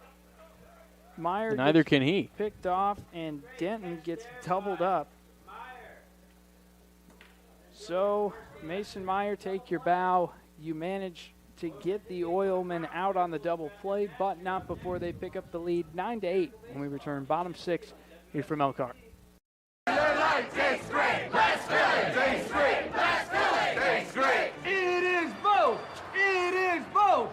It is both. It is both. It's both. Hey, thanks for the backup. Wait! Let me help. Lando Frost. Premium meat. Delicious. And no byproducts. Toss it in. Et moi? Okay. Whee! Make a smart choice. Land of Frost Premium Meat. Back here on the Northwest Indiana Oilmen Sports Network. Bottom of the 6th coming up here. The Oilmen strike on another run after getting up an unusual, actually pretty unusual 3 outs. House gets gunned down at third, pop up to the dugout, and then he pick off back over to first. Definitely not a way you want to get 3 outs in an inning, but that's the way it happened, and the Oilmen take the lead here. I mean, yeah, there's only so much that you can do. You know, you take risks. Sometimes they pay off, sometimes they don't. That's why they're risks, not guarantees. And the Oilmen just at this point need to focus on doing everything they can to hang on to this 1-run lead, because we're starting to see the trees getting that evening illumination on them. A little bit of the shadows getting longer. We're not going to have a ton of time left in this game. No, we are not by any means. Like we said, sunset's around 9:22 tonight. That's everywhere, that's not exclusive to the Eastern time zone. Well, it depends on where you're at, right? I mean, in theory, yeah. But relatively 9:22. Yeah, that's true. Yeah, right around there. Relatively. Oh, we should have texted John and asked him where it was 5 o'clock somewhere. We Didn't even think. We Just missed it. forgot. It might have been. No, never mind. Anyway. Top of the 6th here. Excuse me, bottom of the 6th in order. So it'll bring up Nate Garcia, the designated hitter, who is 0 for 2.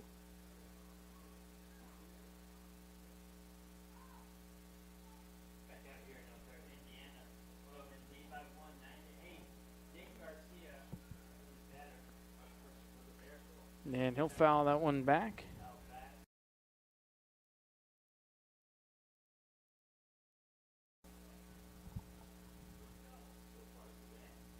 So Guzman 70 pitches deep in this one. It's been a whole lot of pitches thrown for the Oilmen. That breaking ball hung and hit hard out to left field. Moving in is Vosberg, who will make the play. Nice work out there in left for the first out of the inning. And right here for Guzman, he's going to have to find another gear and shift into it, because the way he's been pitching, unfortunately, I don't think he's going to get the job done here for the Oilmen. And so he's got to find something else within him to maybe throw a little bit harder, get a little bit more movement. But this is still a dangerous Elkhart team. This game wouldn't be 9-8 if they weren't.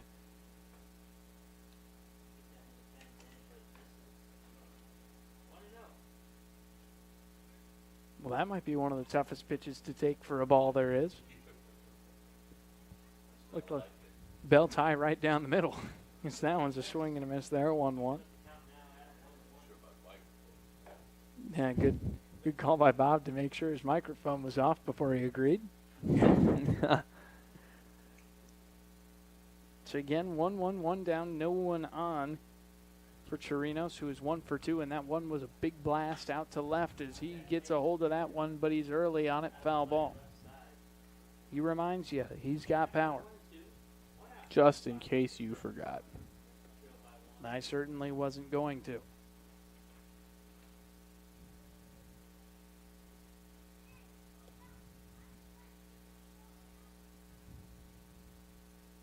One, two, that one hits softly out the other way, foul ball.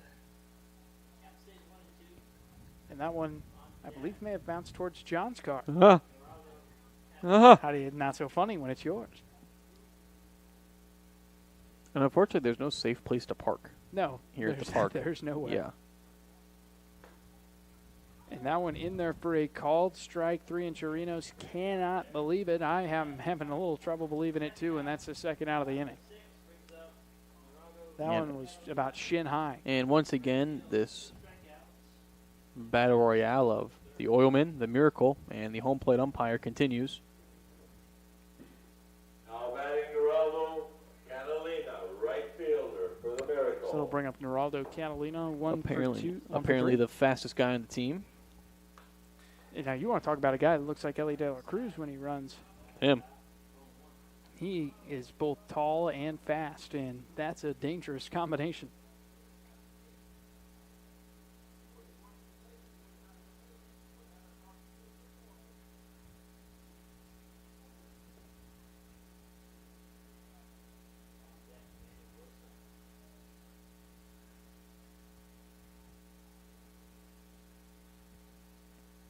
Delivery home, swing and a miss. Big cut comes up empty, 0-2.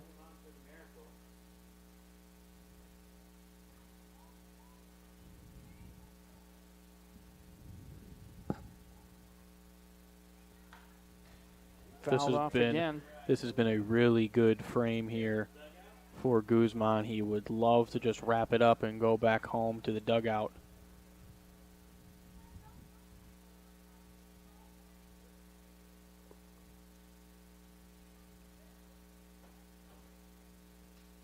Two. Gets him chasing after it. Drop third strike is converted. And the Oilmen are able to hang on to a 9-8 lead. Top of the 7th inning when we return right here on the Oilmen Sports Network. Safety doesn't come in a box. It's not a banner that goes on a wall. It's not something you do now and then, or when it's convenient. It's using state-of-the-art simulators to better prepare for any situation. It's giving offshore teams onshore support, and it's empowering anyone to stop a job if something doesn't seem right.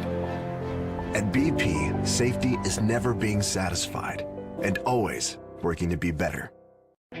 Who is the IBEW? We're the people who bring the power to your home, the ones who make sure your phone calls and internet keep speeding along. We build things like schools and hospitals. We bring the biggest shows and sporting events to the world, keep America's railroads on the right track, help cities, states, and the federal government work for you. And we proudly build products made in the USA. The International Brotherhood of Electrical Workers, the IBEW. Welcome back, ladies and gentlemen. Happy to have you here with us. 7th inning of action getting ready to kick off. Troy Vosberg going to start off at the plate, and I'm not going to lie, I'm kind of surprised Garcia is still out there pitching.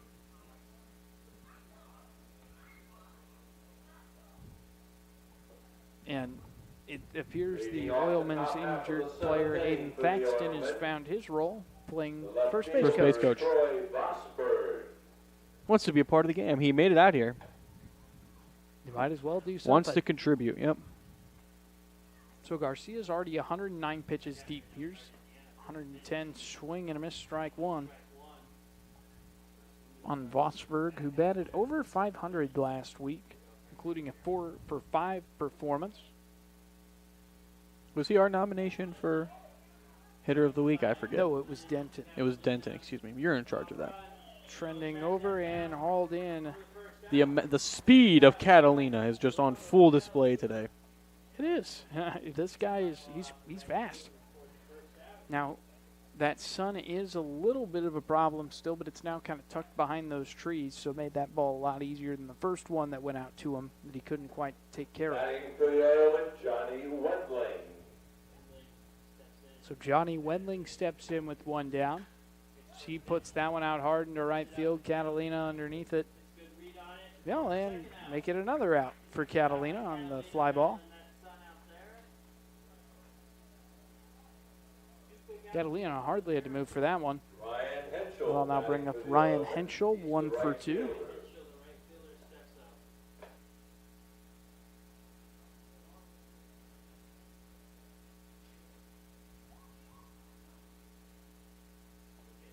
Henschel an RBI single earlier in this game, also has worked a walk as that one is fouled off.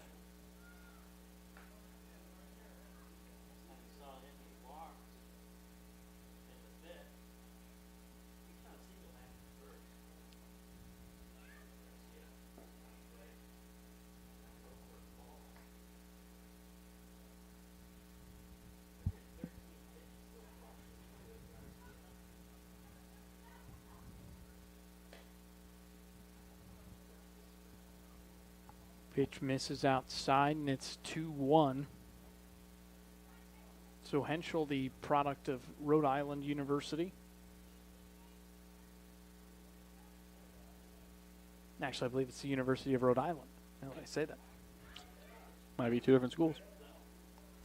So that's in there for a called strike. I want to let everybody know that upcoming is Military Appreciation Night at Oil City, Saturday, July 20th at 7 o'clock. All seats are $10. Kids 12 and under are free. Military Appreciation Night is, I can't say appreciation. That's like the third time I messed it up just in the last minute. Our Military Appreciation Night is more than just a baseball game. It's a chance for us to pay our respects to the brave men and women who have made the ultimate sacrifice to protect our freedom. We are proud to partner with the American Legion District 1 to raise funds for their summer camps initiatives, which provide leadership and challenges for our local Indiana youth. Full count offering, and Henschel bat flips the walk too, gets the bench rolling. And if you can't attend the game, you can make a tax-deductible donation via a payable check to the Northwest Indiana Sports Charities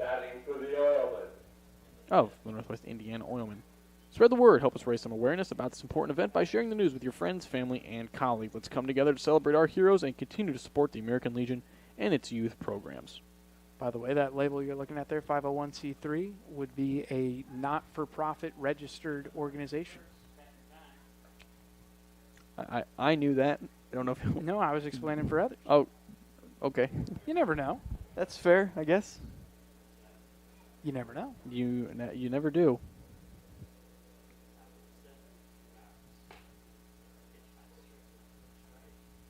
So that is in there for a called strike. 119 pitches for Garcia. Last time we were here, we saw Gonzalez throw 120. And these arms just do not quit.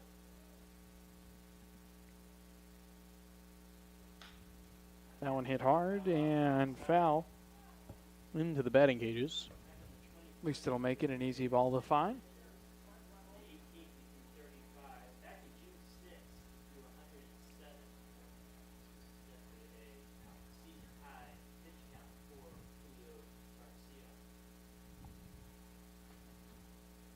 Pitch 121.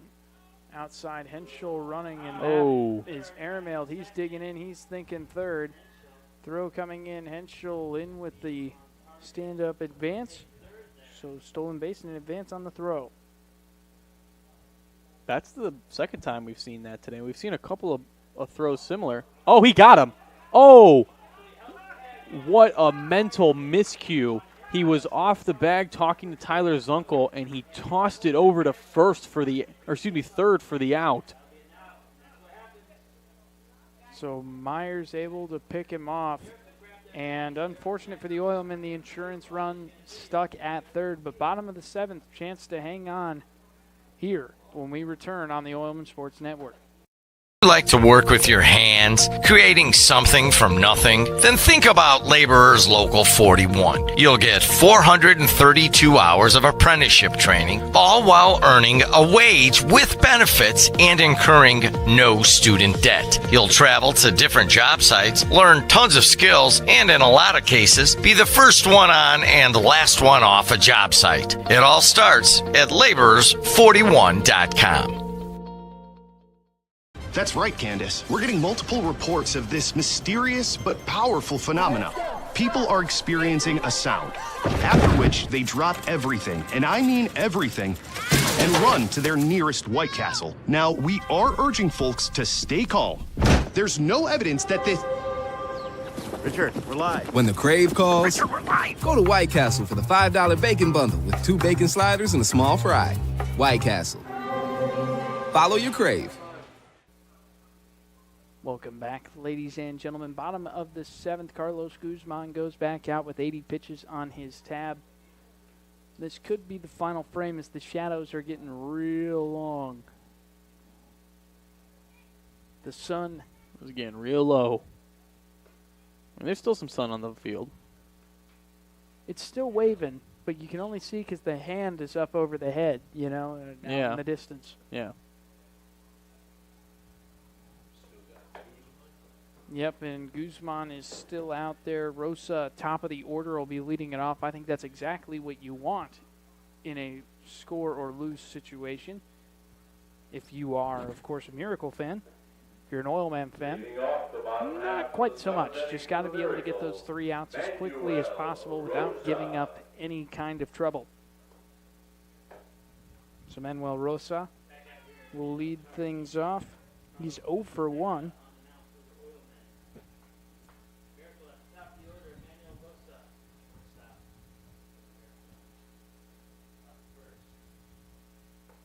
Delivery home, breaking ball in for strike 1.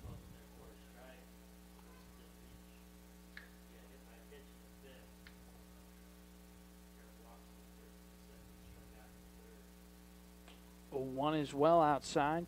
Now even at 1-1.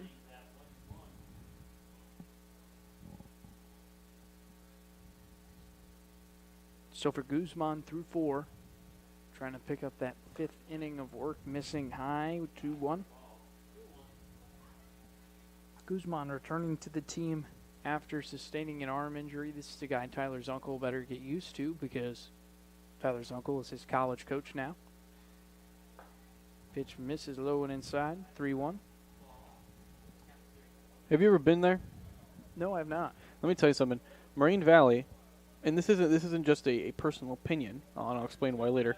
Moraine Valley is one of the most beautiful campuses you'll ever see, to the point where it is rated every year as one of the nicest, I don't know what the correct term is, but in terms of looks, it's a top 20 campus. That's rated. They actually judge that, and Moraine Valley scores very high on it every year, and rightfully so. Relatively small campus, all things considering. Large in acreage, but the campus itself is small. Most of the majority of it's parking. But a beautiful place to be over there in Palos Hills, Illinois, right around Orland. So Tyler's uncle going to have the meeting there. And, you know, I'm going to Michigan State, which is a very big school, supposed to be very scenic. I have no idea. When I went up there, it was sub-zero. So I did not do any walking around outside that was unnecessary. I walked to the law school, I walked to get dinner, and that was it. Lewis University, where I'm going, has an airport. Oh, that'll be nice. Yeah. It's primarily a flight school. Yeah, you got to befriend those kids in aviation because they have to take flight hours, and then sometimes they can bring you as a passenger. Interesting. Well, if you're afraid of flying, maybe don't do that. Yeah, maybe don't. I'll keep that in mind. But if you aren't, keep it in mind. Yeah, I'll keep that in mind for sure. Hence why they're called the University Flyers. I guess that makes sense. Yeah, and then their logo's a plane. Called strike on Wilson Valera. Another nice-looking campus. Old. Very old. Old. Michigan State, I'm sure. I'll have to ask my... Call it historic, you know? Yeah. My sister-in-law, I'll have to ask her about it. She would know. My sister-in-law formerly was a dietitian for Michigan State's athletic, mainly the football team.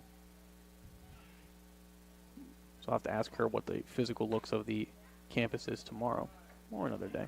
Yeah, I'd love to hear some reports. I also always enjoy restaurant I also love how you enrolled in a college and don't know what it looks like. Well, I know what it looks like, sort of. You just admitted you didn't. You just admitted you didn't. That into a dangerous area, and it's down. Valera gets a hit. And a pop fly single is the only way I can describe that. Into shallow left, Rosa to second, Valera to first. And what do you do with two occupying bases and Bryce Lesher coming up? They've intentionally walked him the last 2 times. Do it again. Next batter, Bryce Lesher for the Miracle. Those are going to be, is there a courtesy runner over there at first? I don't think you get a courtesy runner. I think that's going to be a pinch runner, and then he's going to come into play second. I think that's a wise choice, though, because that is the go-ahead run, and Wilson Valera is not exactly the Flash these days. Okay, you added these days. It looks like they're letting Lesher hit. This is the baseball equivalent of putting all of your money on red at the roulette table. Oh my God, where was that one, man? The zone, apparently. No, it wasn't in the zone. That's the whole point. Beauty's in the eye of the beholder. Yeah, well, apparently that ball was really ugly to the umpire then. Hits that one hard and foul. So this is potentially actually a really good strategy if you think about it here, not walking Lesher, because this is the biggest moment you need him in, and he hasn't hit today, right? So he's kind of cold. And obviously good hitters can warm themselves up in an instant. See what he can put together. Delivery home, low. Gun him. Out. And the lead runner is retired out by a mile. Great throw there from Emmanuel Scott. He lost the ball for a second there. That's what gave the runner the privilege of running to first. But however, the second hesitation that he took, and also wasn't a great push-off to get his first couple steps going. Emmanuel Scott picked it up and immediately winged it over to third, gone in an instant. And that's important because now the tying run is at first with one down instead of the winning run being at first, more likely than not.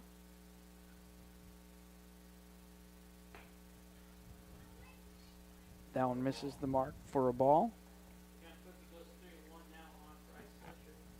3-1 on Lesher. Will he at least earn the walk this time without it being just a 4 and a point?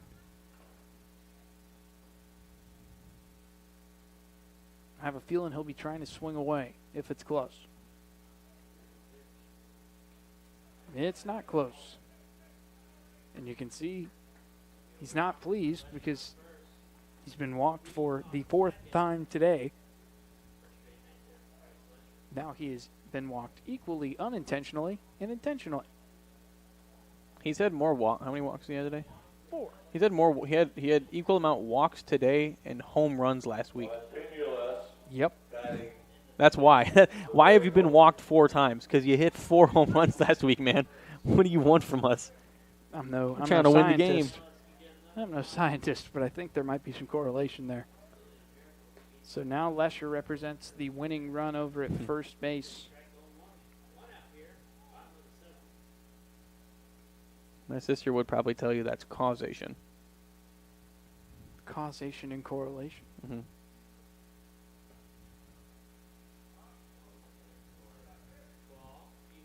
Correlation must equal causation. That's what they teach you in stats, right?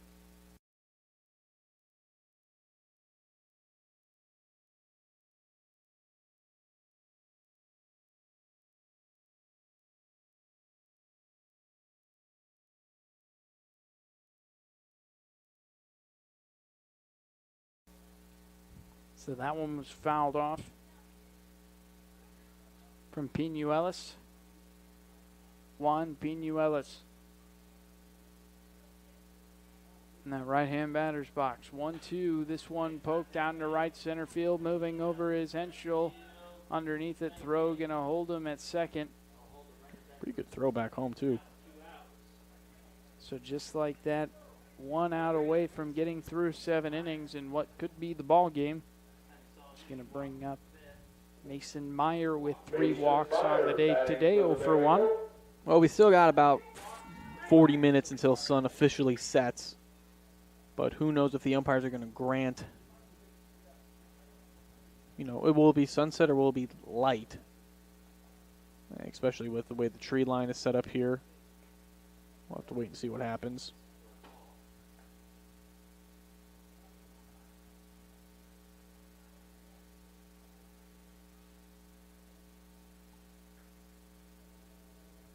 One-0 count to Meyer, today's third baseman. Out in there for a called strike.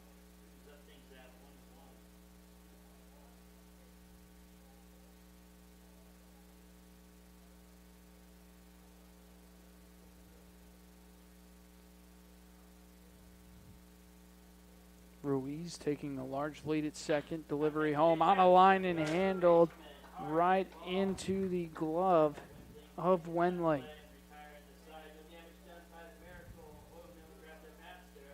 So looks like we will be playing the 8th when we return here to Elkhart, Indiana. 8th inning ball when we return on the Oilmen Sports Network. There's a shortage of roofers across the country. Here at Roofers Local 26, our signatory contractors are in need of a well-trained workforce, and it's our job to provide that workforce. We are looking for people that are self-motivated, people that are reliable, people that are willing to give a hard day's work. In return, they get a good paycheck with good benefits. This is not a job, this is a career. If you're willing to put the time and dedication in, we're willing to provide you the tools and training necessary for you to succeed in the roofing industry. We've been doing this for almost 100 years. We know how to get the job done. The 8th inning of action. Some wondered if we were going to see it or not, yet here we are. And it looks like we have a new pitcher entering the ball game. Looks like Meyer is going to come off of third. Ruiz is still at second base. Just have to figure out who's going to be playing third. Looks like Lesher is playing third. You think he can be walked when he's at third base? If it can be done, it will be done. If the Oilmen can figure out a way to do it, they'll do it. Yeah. Lesher playing third base. Trying to see. Do you see this at 29 at first? I think I might. Oh, great. So they moved Chirinos. 29 at first, for sure. Then who is catching? Chirinos now playing first. 20. 20 is catching. I can't tell if it's a 2 or a 3. Hang on. It's a 3. 30. It's 30. So then who's playing center? Any more adjustments you need? Then I've got an empty position. 12 in center. So then who's in right? Neraldo Catalina at center. And 28 in right field. Garcia?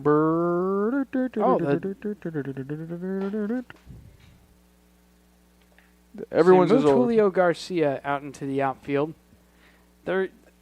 Ladies and gentlemen, you might have a better guess of getting this lineup right by putting all the names on Scrabble tiles, putting them in a bag, shaking it up, and pulling them out. Because everybody has been shifted. So that brings in Mason Meyer to the mound. As he gets ready, he's pitching to former center fielder, current catcher Juan Pinuelas. Chirinos is at first, Ruiz at second, Rosa at short, Lesher at third, Van Bogart out in left, Catalina in center, and Garcia out, Julio Garcia, that is, out there in right. And the leadoff hitter is going to be Ian Farrell, sporting the number 6. Ian Farrell. 9-8 ball game here, and we're finally coming to the closing innings. Probably not going to reach that Northern League record this season. You hope. It will be pitch black before the time we'd reach that record. I mean, it would just have to be first pitch swinging home runs for rather quickly. No one even does a home run trot. They just run right back to the dugout. Softball rules. Yep. Slow pitch, of course. I would run the bases just to send a message right back to them. Good work by Meyer to flash the leather and catch the line drive for the first out. Emmanuel Scott. And if you're Ian Farrell, you got to just tip your cap on that one. That's a hard hit ball, and nothing came of it. Emmanuel Scott now comes in. He did not start this game at catcher. Bunt shown and pulled back. Now, I can state for a fact that Emmanuel Scott told Tyler's uncle last time he had a chance to, he has never bunted once in his career. That is something I don't know if I would ever brag about. Actually, I can tell you for a fact. It was not a brag. I can tell you for a fact I would never bunt. I would never brag about that ever. I wouldn't. I would take that to the grave. Well, Tyler told me, not him, so he may have wanted it that way. How? Well, if you've always been one of the best hitters in your lineup, you're always batting, from 2 to 6. I can promise you right now, Emmanuel Scott, and it's maybe not his fault, so I'll give him that. I can tell you right now, Emmanuel Scott has definitely been in a situation where a bunt would have been the best possible option, and the coach just didn't call for it, which I guess is just more of a complaint against who has been Emmanuel Scott's coach his entire career. Some coaches don't like the bunt. Yeah, because some coaches are idiots. There's some movement in the Oilmen bullpen now, by the way, Mr. Schmidgall. We can get the binoculars out and send it down that way. I mean, if I had to guess, it's probably Troy Vosberg. I believe it is. Look at us. You should go bird watching sometimes. Back to the pole. So you can blame these polls for being the reason you don't get a very good side of the game, and you'd be correct. But at least